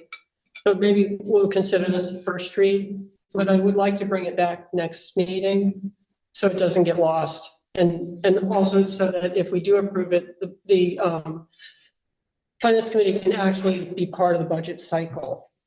Okay, does that sound all right? And I'll do this research. And you'll go back to Garrett. I'll go back to Garrett, and I'll also send that message to Priscilla. I'll send it to everybody. Yeah, you'll send it to everyone. I'll send it to everybody. Thank you. Okay.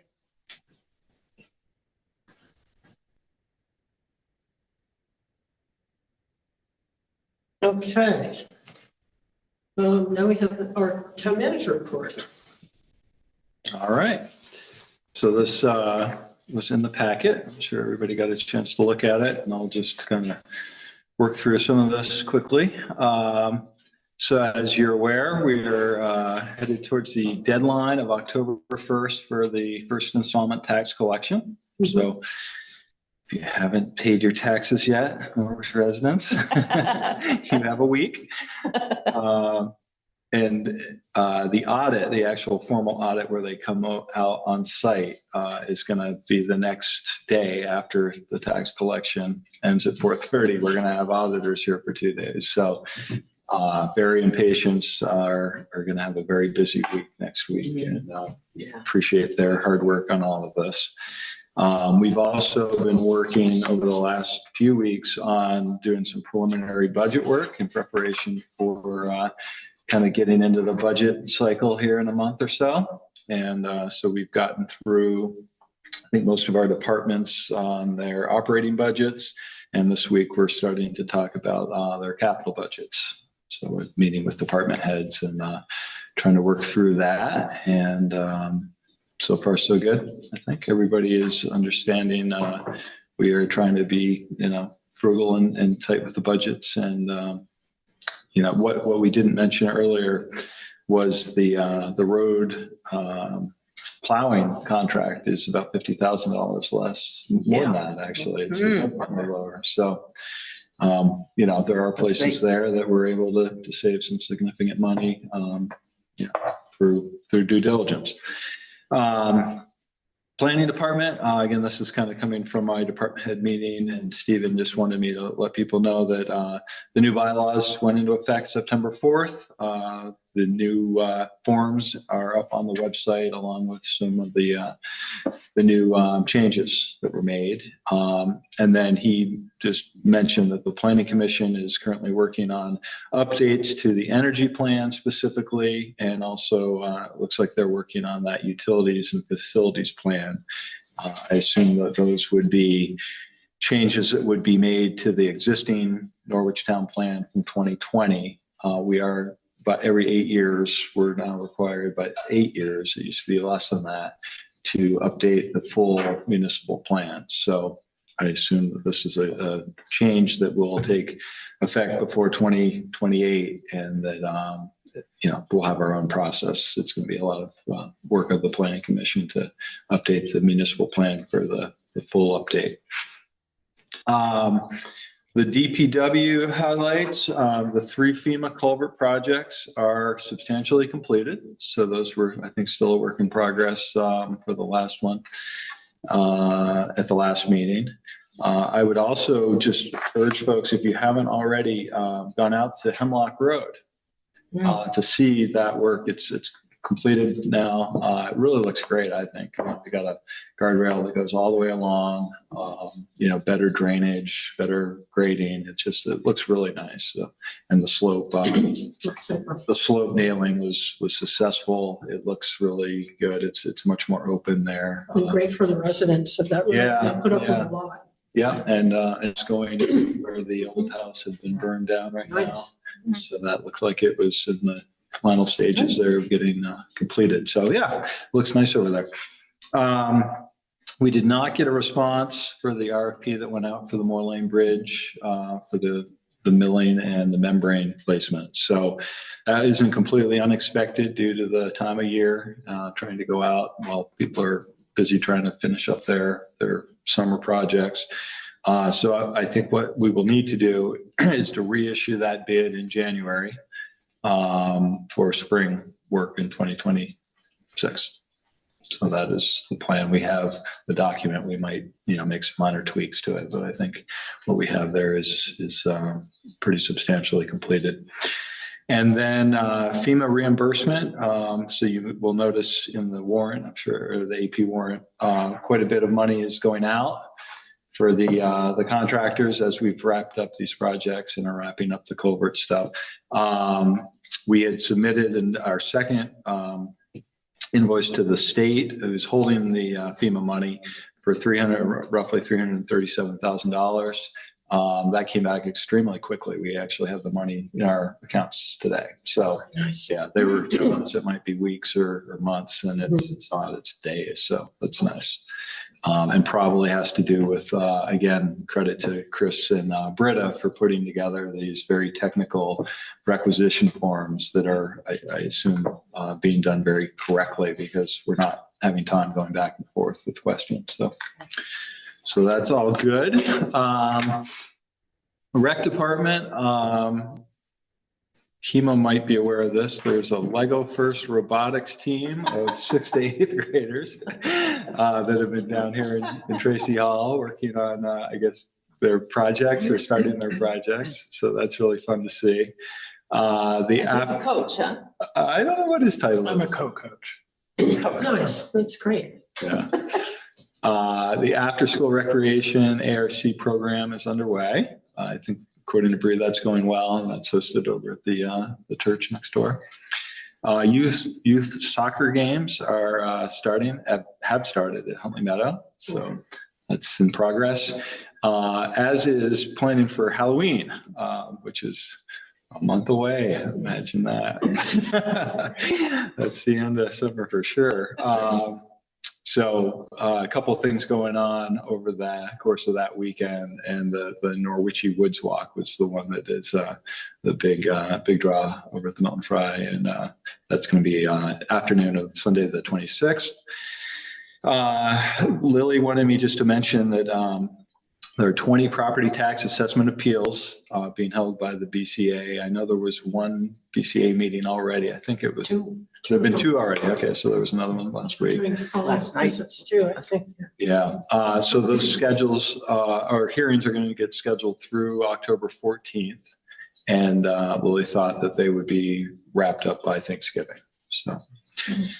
That is a work in progress. As some of you may have noticed walking in, although it's a little dark and rainy, there's something out in the front, the front yard of Tracy Hall. We have a large hole that's awaiting a propane tank tomorrow morning. And so that is, I think, going okay as far as the timing. If that tank goes in, I know we've had the ARC folks downstairs. We have our 2 new propane boilers set up down there. I don't think they're fully installed, but they're in place. Looks a whole lot better down there, I can tell you. Just they're much smaller, brand new, and it looks very efficient. We did confirm, and I think everyone knows this, Studio Nexus, Doug is going to be here at our next meeting to I told him about a half-hour discussion with the board about the Tracy Hall initiatives and where we want to go from there. And Memo had said we specifically want the Energy Committee to be, just a heads up. Yeah, I mean, we can, anybody can do that. I would just say reach out to the chair of the Energy Committee and let them know this is going to happen. And who will do that? Would you like me to do it? I mean, the town manager's office could do it. The chair. I don't know, did you read their notes from their? I have not read their Oh, okay. latest So- meetings. So you might want to read those, because I think it was sort of written with you in mind. Oh, okay. That they'd like to engage. Okay. And, I'm happy to send a message to, That sounds it's Eric, good. I think, right? Still the chair. yeah, or have Britta or something. Yeah, Okay. I think they'd appreciate that. All right, we can let them know if they'd like to participate or have some other folks participate. That would be welcomed. It's already town report season, so I think Mary will create a, you haven't been told this yet, maybe by Miranda, who collects all of the documents, but she's asked department heads to start working on those. Middle of October deadline. So Right. coming up.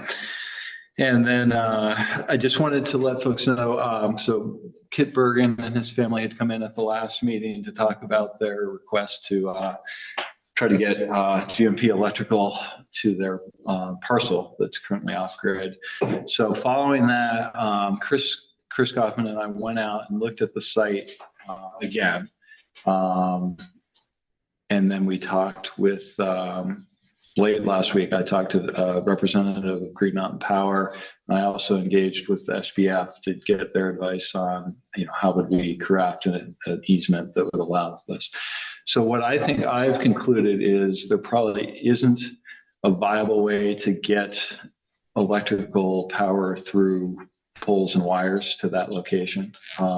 So what Mr. Bergen has proposed is basically putting these underground through a neighboring property up to the right of way with Ladue Road, kind of the very upper portion of Ladue Road, doing a directional drill under the road that would not have any real impact on the surface area for about 45 or 50 feet that would span the road, coming up on the other side of the road, which I think is either his property or very close to his property. And then he would trench again underground along his property to get to his home.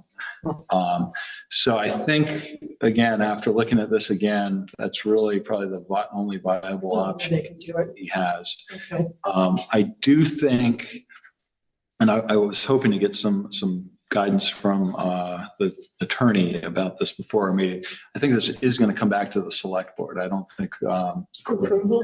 Yeah. It's unusual. Because it's a road, you're making a kind of a long-term decision about a roadway of the town, owned by the town. So I hope maybe by the next meeting, we'd have to figure this out in the next week to get it in the packet, but we might have something that would come to the board. Again, as I understand the process, it's a little confused, but Mr. Bergen is responsible for the costs of all of the drilling and the trenching to get the conduit to his property, but it is GMP's property and it would be a GMP easement. They have, they do these all the time, I'm sure. So they have drafts of the legal document that would allow GMP to install and own the property that's going to go across the town. When you say GMP owns the property, is it just? Owns the conduit, yeah. Owns the conduit, okay. But Thank you for clarifying. We'd have to give an easement for the road. Yeah, that's the role of the Okay. select board, is to say you're allowed to use this right away to cross to. Yes, I noticed. I want to make sure that Brennan's had a chance to finish his report. And it's not ignoring the public, so. Yep. So anyway, just an update that, again, after further review and discussion, it looks like what is being proposed is going to need to be allowed because there's no real other way to do this. And again, if we can have something for the next packet, you'll get the chance to look at what the board is being asked to do here. Marcia? I just wonder, I've been worried about environmental stuff, people building houses in places that are going to be in peril with changes in climate, deluge of water and losing roads, et cetera, which we've experienced. And I'm wondering about the same sort of thing with when people, if they're given planning permission to build houses in places that are difficult to service, because it's not just electrical services, but it's also fire, AMT, all sorts of things. And I just hope that the planning department is considering this when, you know, they're putting together their bylaws, and the development review board is thinking about this, because it really is a cost to the town, and it's unfair to the people who end up in those situations. Yeah, I mean, this particular case was unique because obviously this is an existing home that was built off grid purposefully.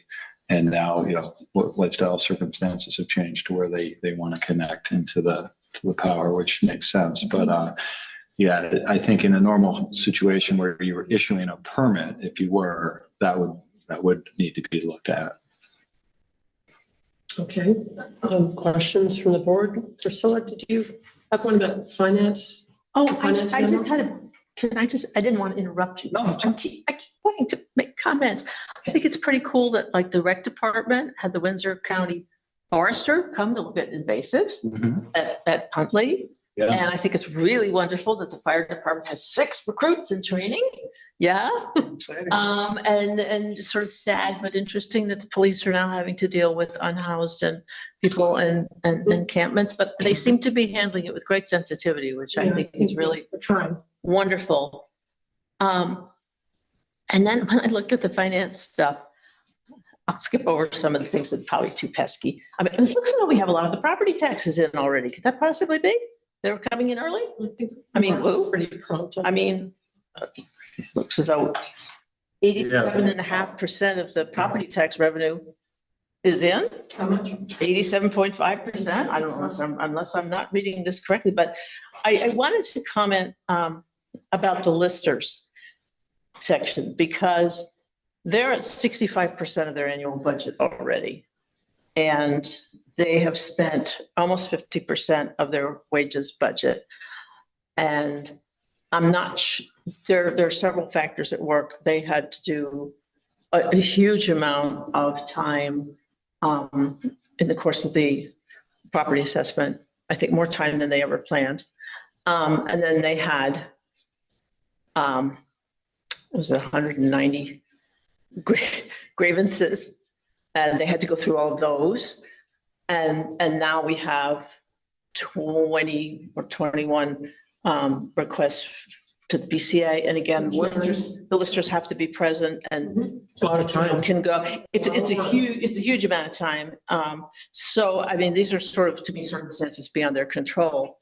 But they are, so I don't think they should be blamed for going where they're going with their budget. But also, you may be familiar with this, Mary, the VLCT wants certain people to have more training now, like you as chair, and I think you and Brendan have to go and get some kind of VLCT training. The listers are all required, But they get like 45 hours of training or something. Yeah. I think our training is more ethical and look at a website, but the listers have to do actual technical training. Yes. Up to a certain. Yeah, You know, and they have a like year. assessor 1 or something. They have a like that. year to That's do much it. more intensive. But it's a year they have to get it done. And I mean, you should have seen Ernie's face when he found that. I was like, and they all have to do it. But it is about, and you can do a lot of it online, or maybe all of it, but it is about 45 hours worth. Yeah, it's Training, which is a lot. So I'm just saying, we should expect them not to be able to keep within their budget at that rate. Well, I mean, we're about to propose a new budget, so. Yeah, but this is their budget for this fiscal year.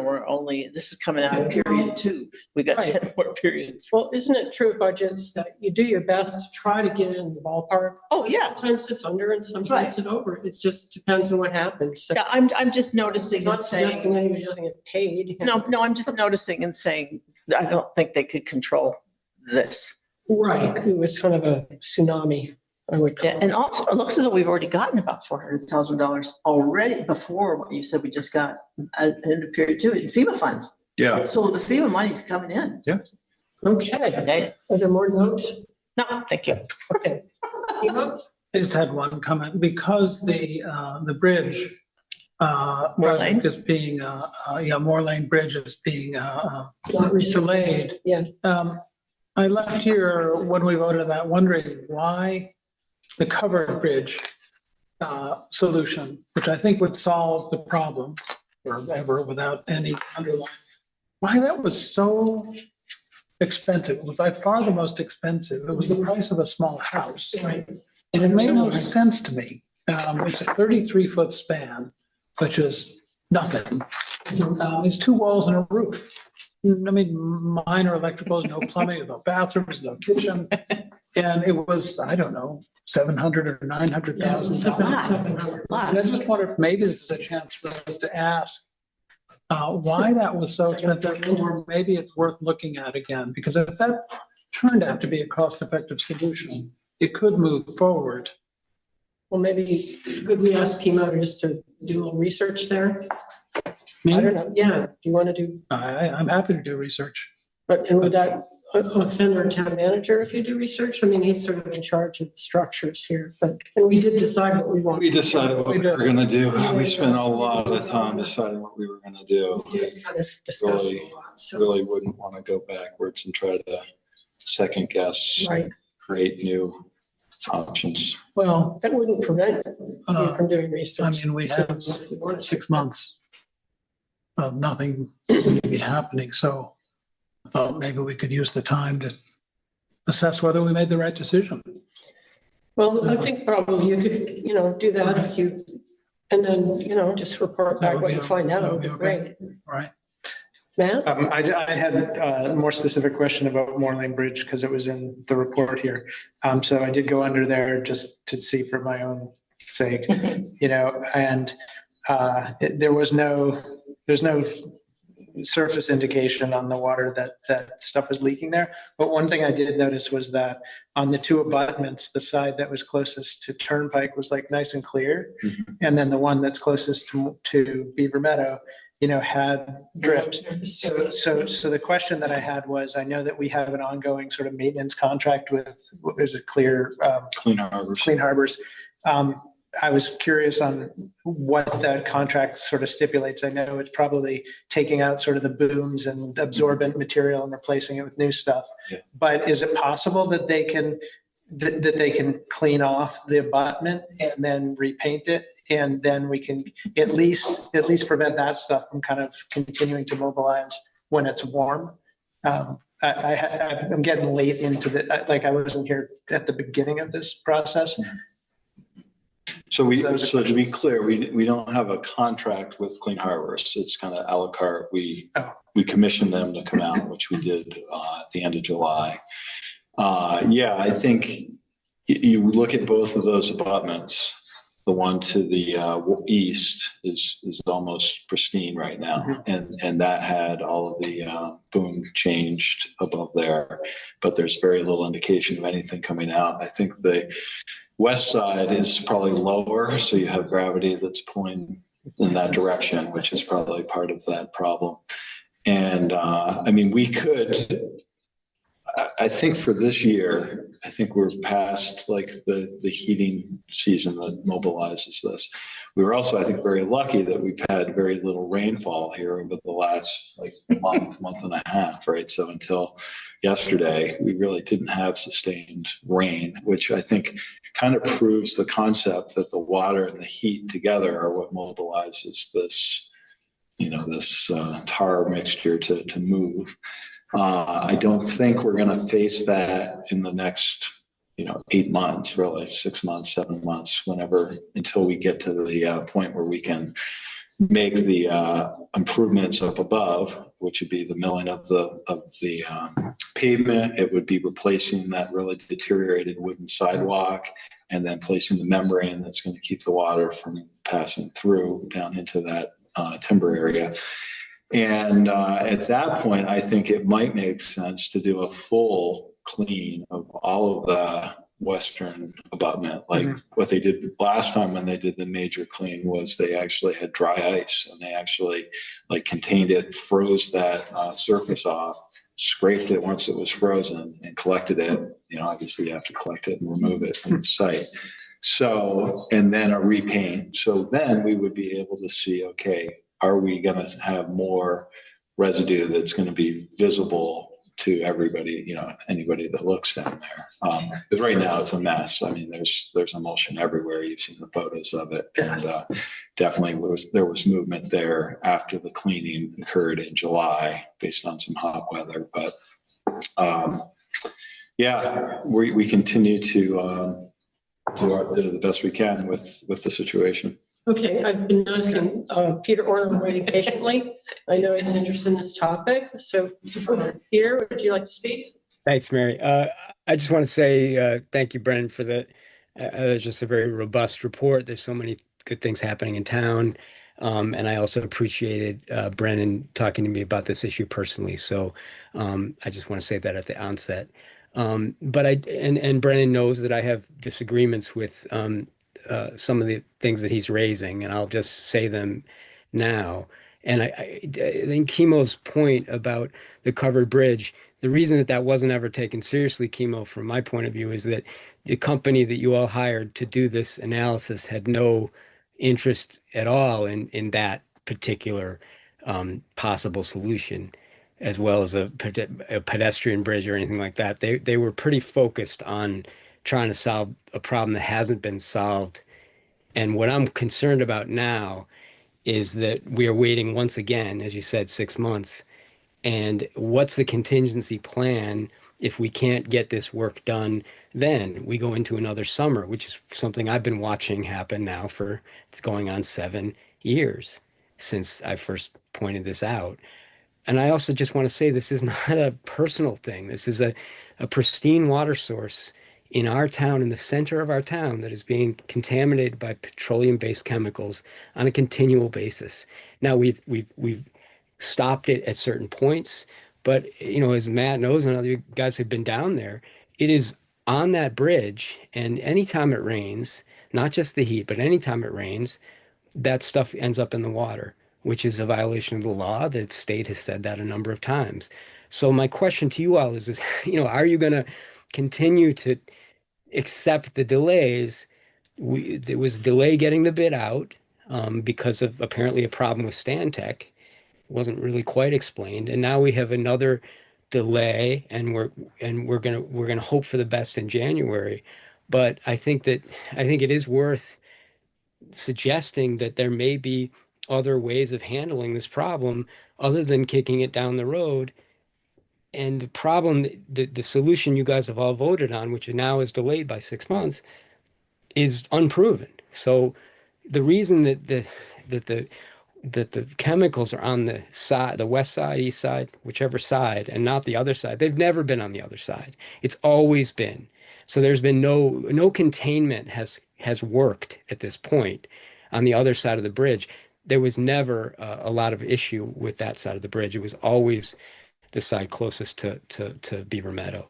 So, I appreciate what Chemo said and Matt, and also Brendan. Again, I know he's trying in very good faith to try and deal with this, but it does seem that the priority of it just keeps slipping away. And, a covered bridge, sure, a great idea. And there's a lot of people in town that have mentioned to me that some of the numbers that were thrown around by Stantec for certain things didn't seem to quite add up with their own knowledge of construction, et cetera. So that's all I have to say. But I guess my question is, if you would indulge me for one more moment, is there a contingency plan if we can't get a bid in January? And what happens if we go into another summer with these chemicals getting into the water? And I know Brandon and I have a disagreement on how much gets in, but I see it. I walk over the bridge all the time, and I often see the chemical sheen that is a telltale sign of petroleum in the water. And that happens in all seasons, not just in the summer months. That's all. Thank you all. Thank you. All right. So thank you for the comments. The manager report. We have department reports. Now, Priscilla, did you want to say something about the finance?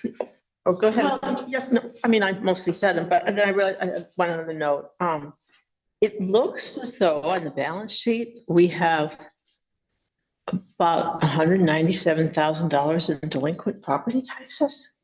Is that bad? I think that's been pretty consistent. Wow. Okay. I know that's no fun for you. Okay, that's all. Okay, do you have questions about any of the department reports? Number 15. I see Pam Smith has her hand up. Pam Smith? Yeah, I just wanted to point out that I noticed that the administrative assistant that is shared between the town manager's office and DPW, none of the expense seems to be going to the DPW side. It's all in the town manager's area. So I'm hoping that when the next report comes out, that this will be divvied up 50-50 between the two departments. Okay. And the other thing I wanted to address was Priscilla's comment about the lister's budget. I actually looked at that very carefully, and you will note that there are a couple of things that have been booked for annual expenses, like the software fee that we pay to Catalyst. That's booked for a 12-month expense, and the designated fund appropriation of 40,000.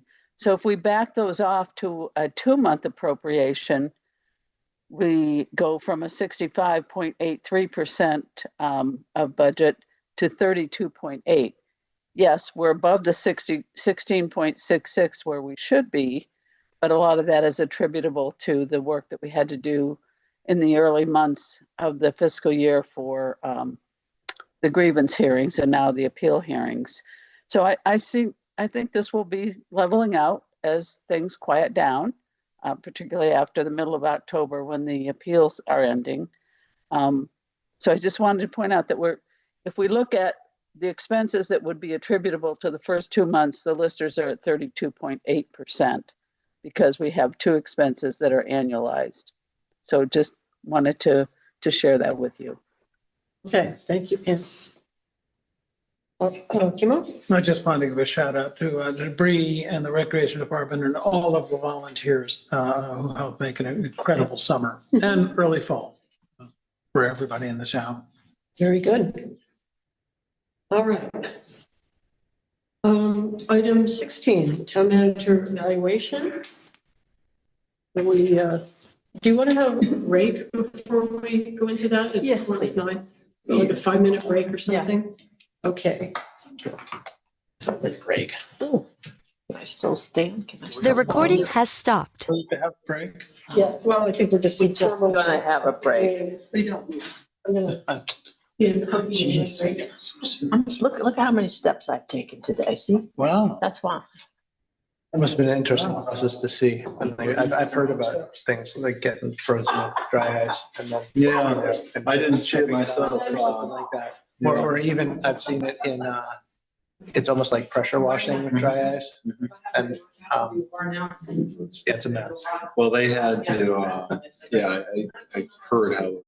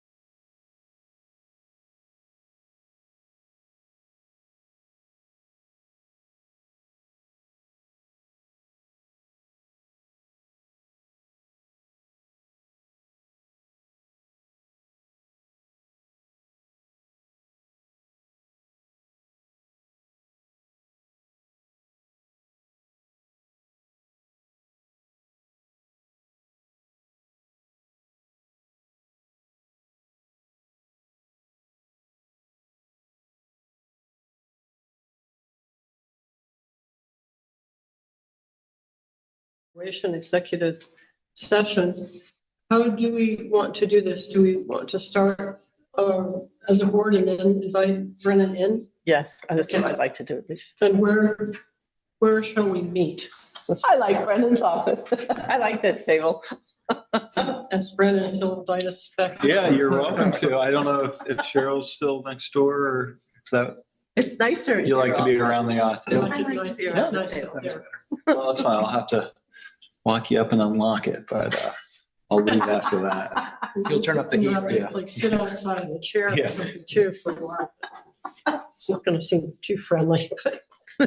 Okay, well, could I have a motion? I move to enter executive session under 1 VSA paragraph 313A3 to discuss the evaluation of the town manager. And to invite. And after we have met first, then to invite the town manager. Yes. Do you want that language? And we usually just say, and to invite the town manager. We sort of control how it is. Yeah. Do you want that language in there? Yeah, just so that we So it's clear. first we met, Yep. first we meet, and then we invite him. That's what Friendly amendment, it's not a paragraph, it's a section 313. oh, it's a section. Yeah. Thank you. All right, may I have a second, please? Second. Oh, Who wants it? Two guys. Who wants it? Go ahead. Kimo got it.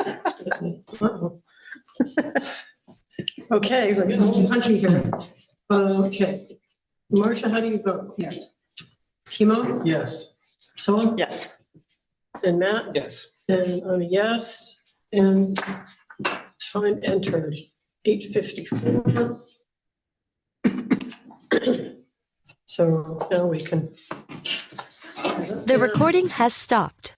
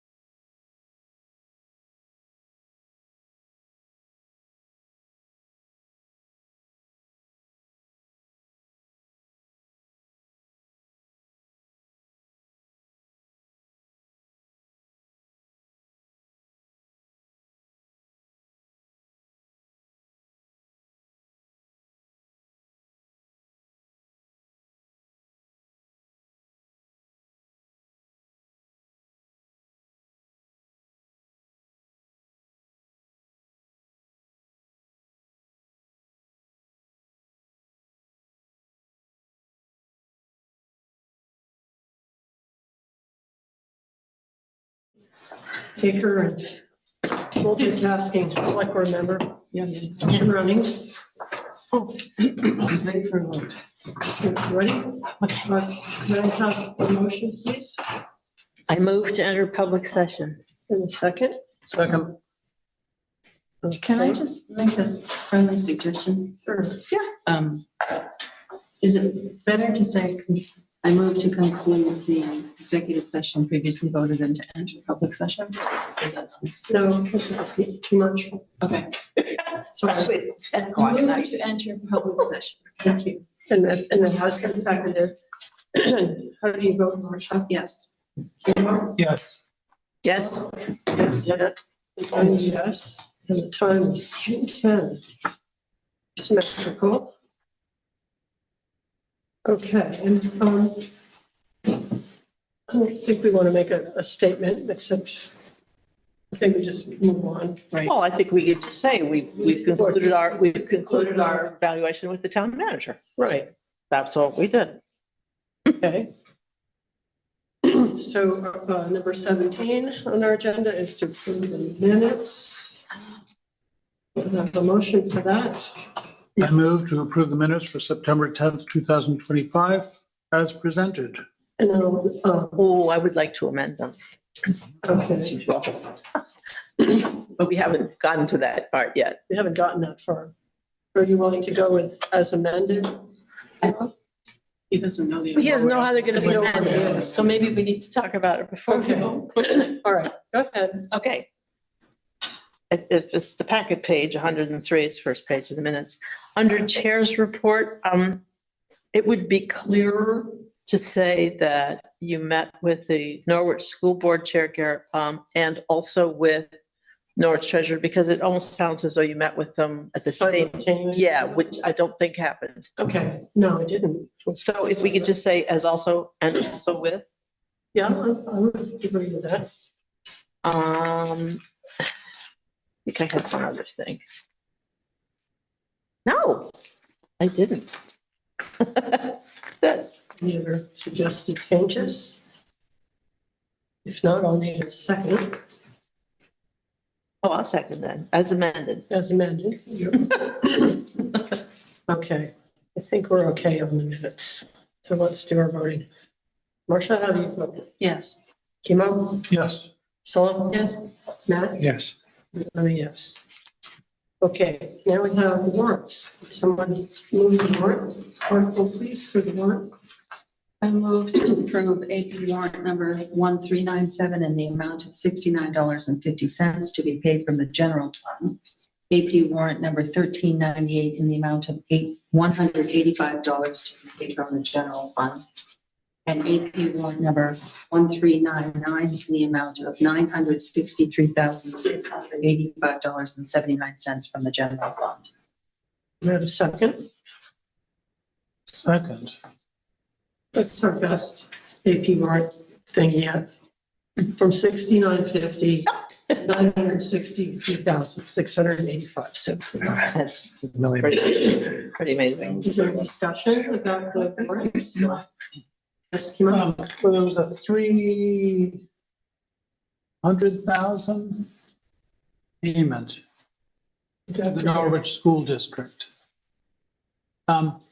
Did somebody explain how do we pay the schools? This is the first time I've seen a school. I'm going to defer to town manager for the timing of the school payments. So on a normal year, we would pay them after all of our taxes have been collected.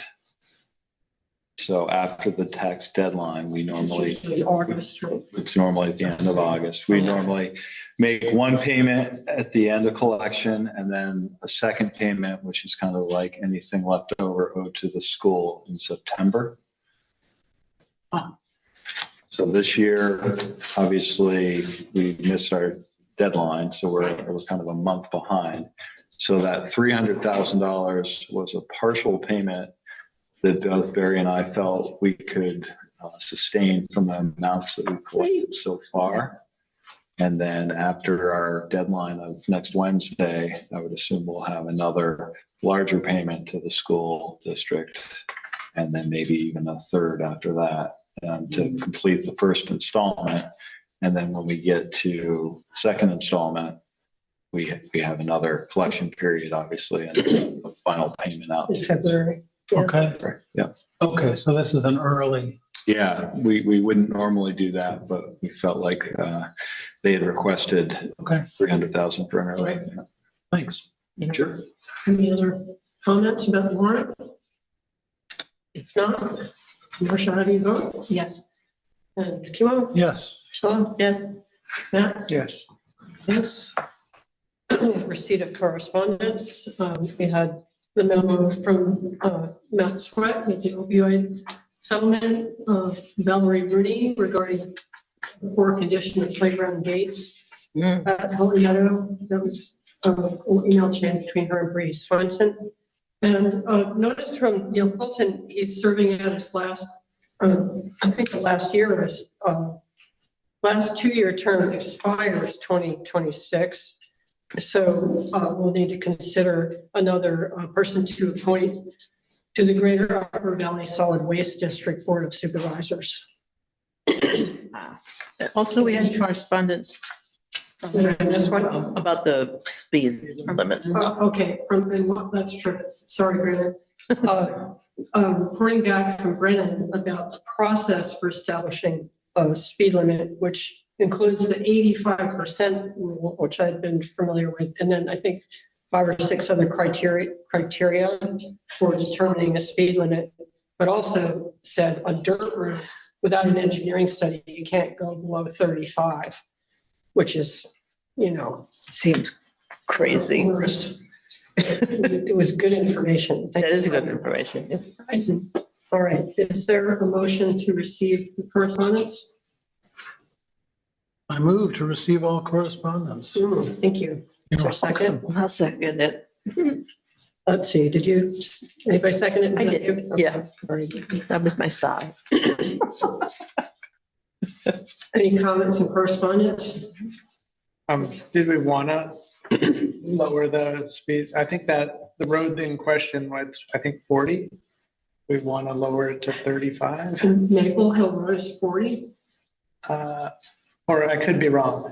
I don't really know. It just might not. sounds- Well, we might want to circle back and know a little bit more about Okay. it. Like put it in the parking lot.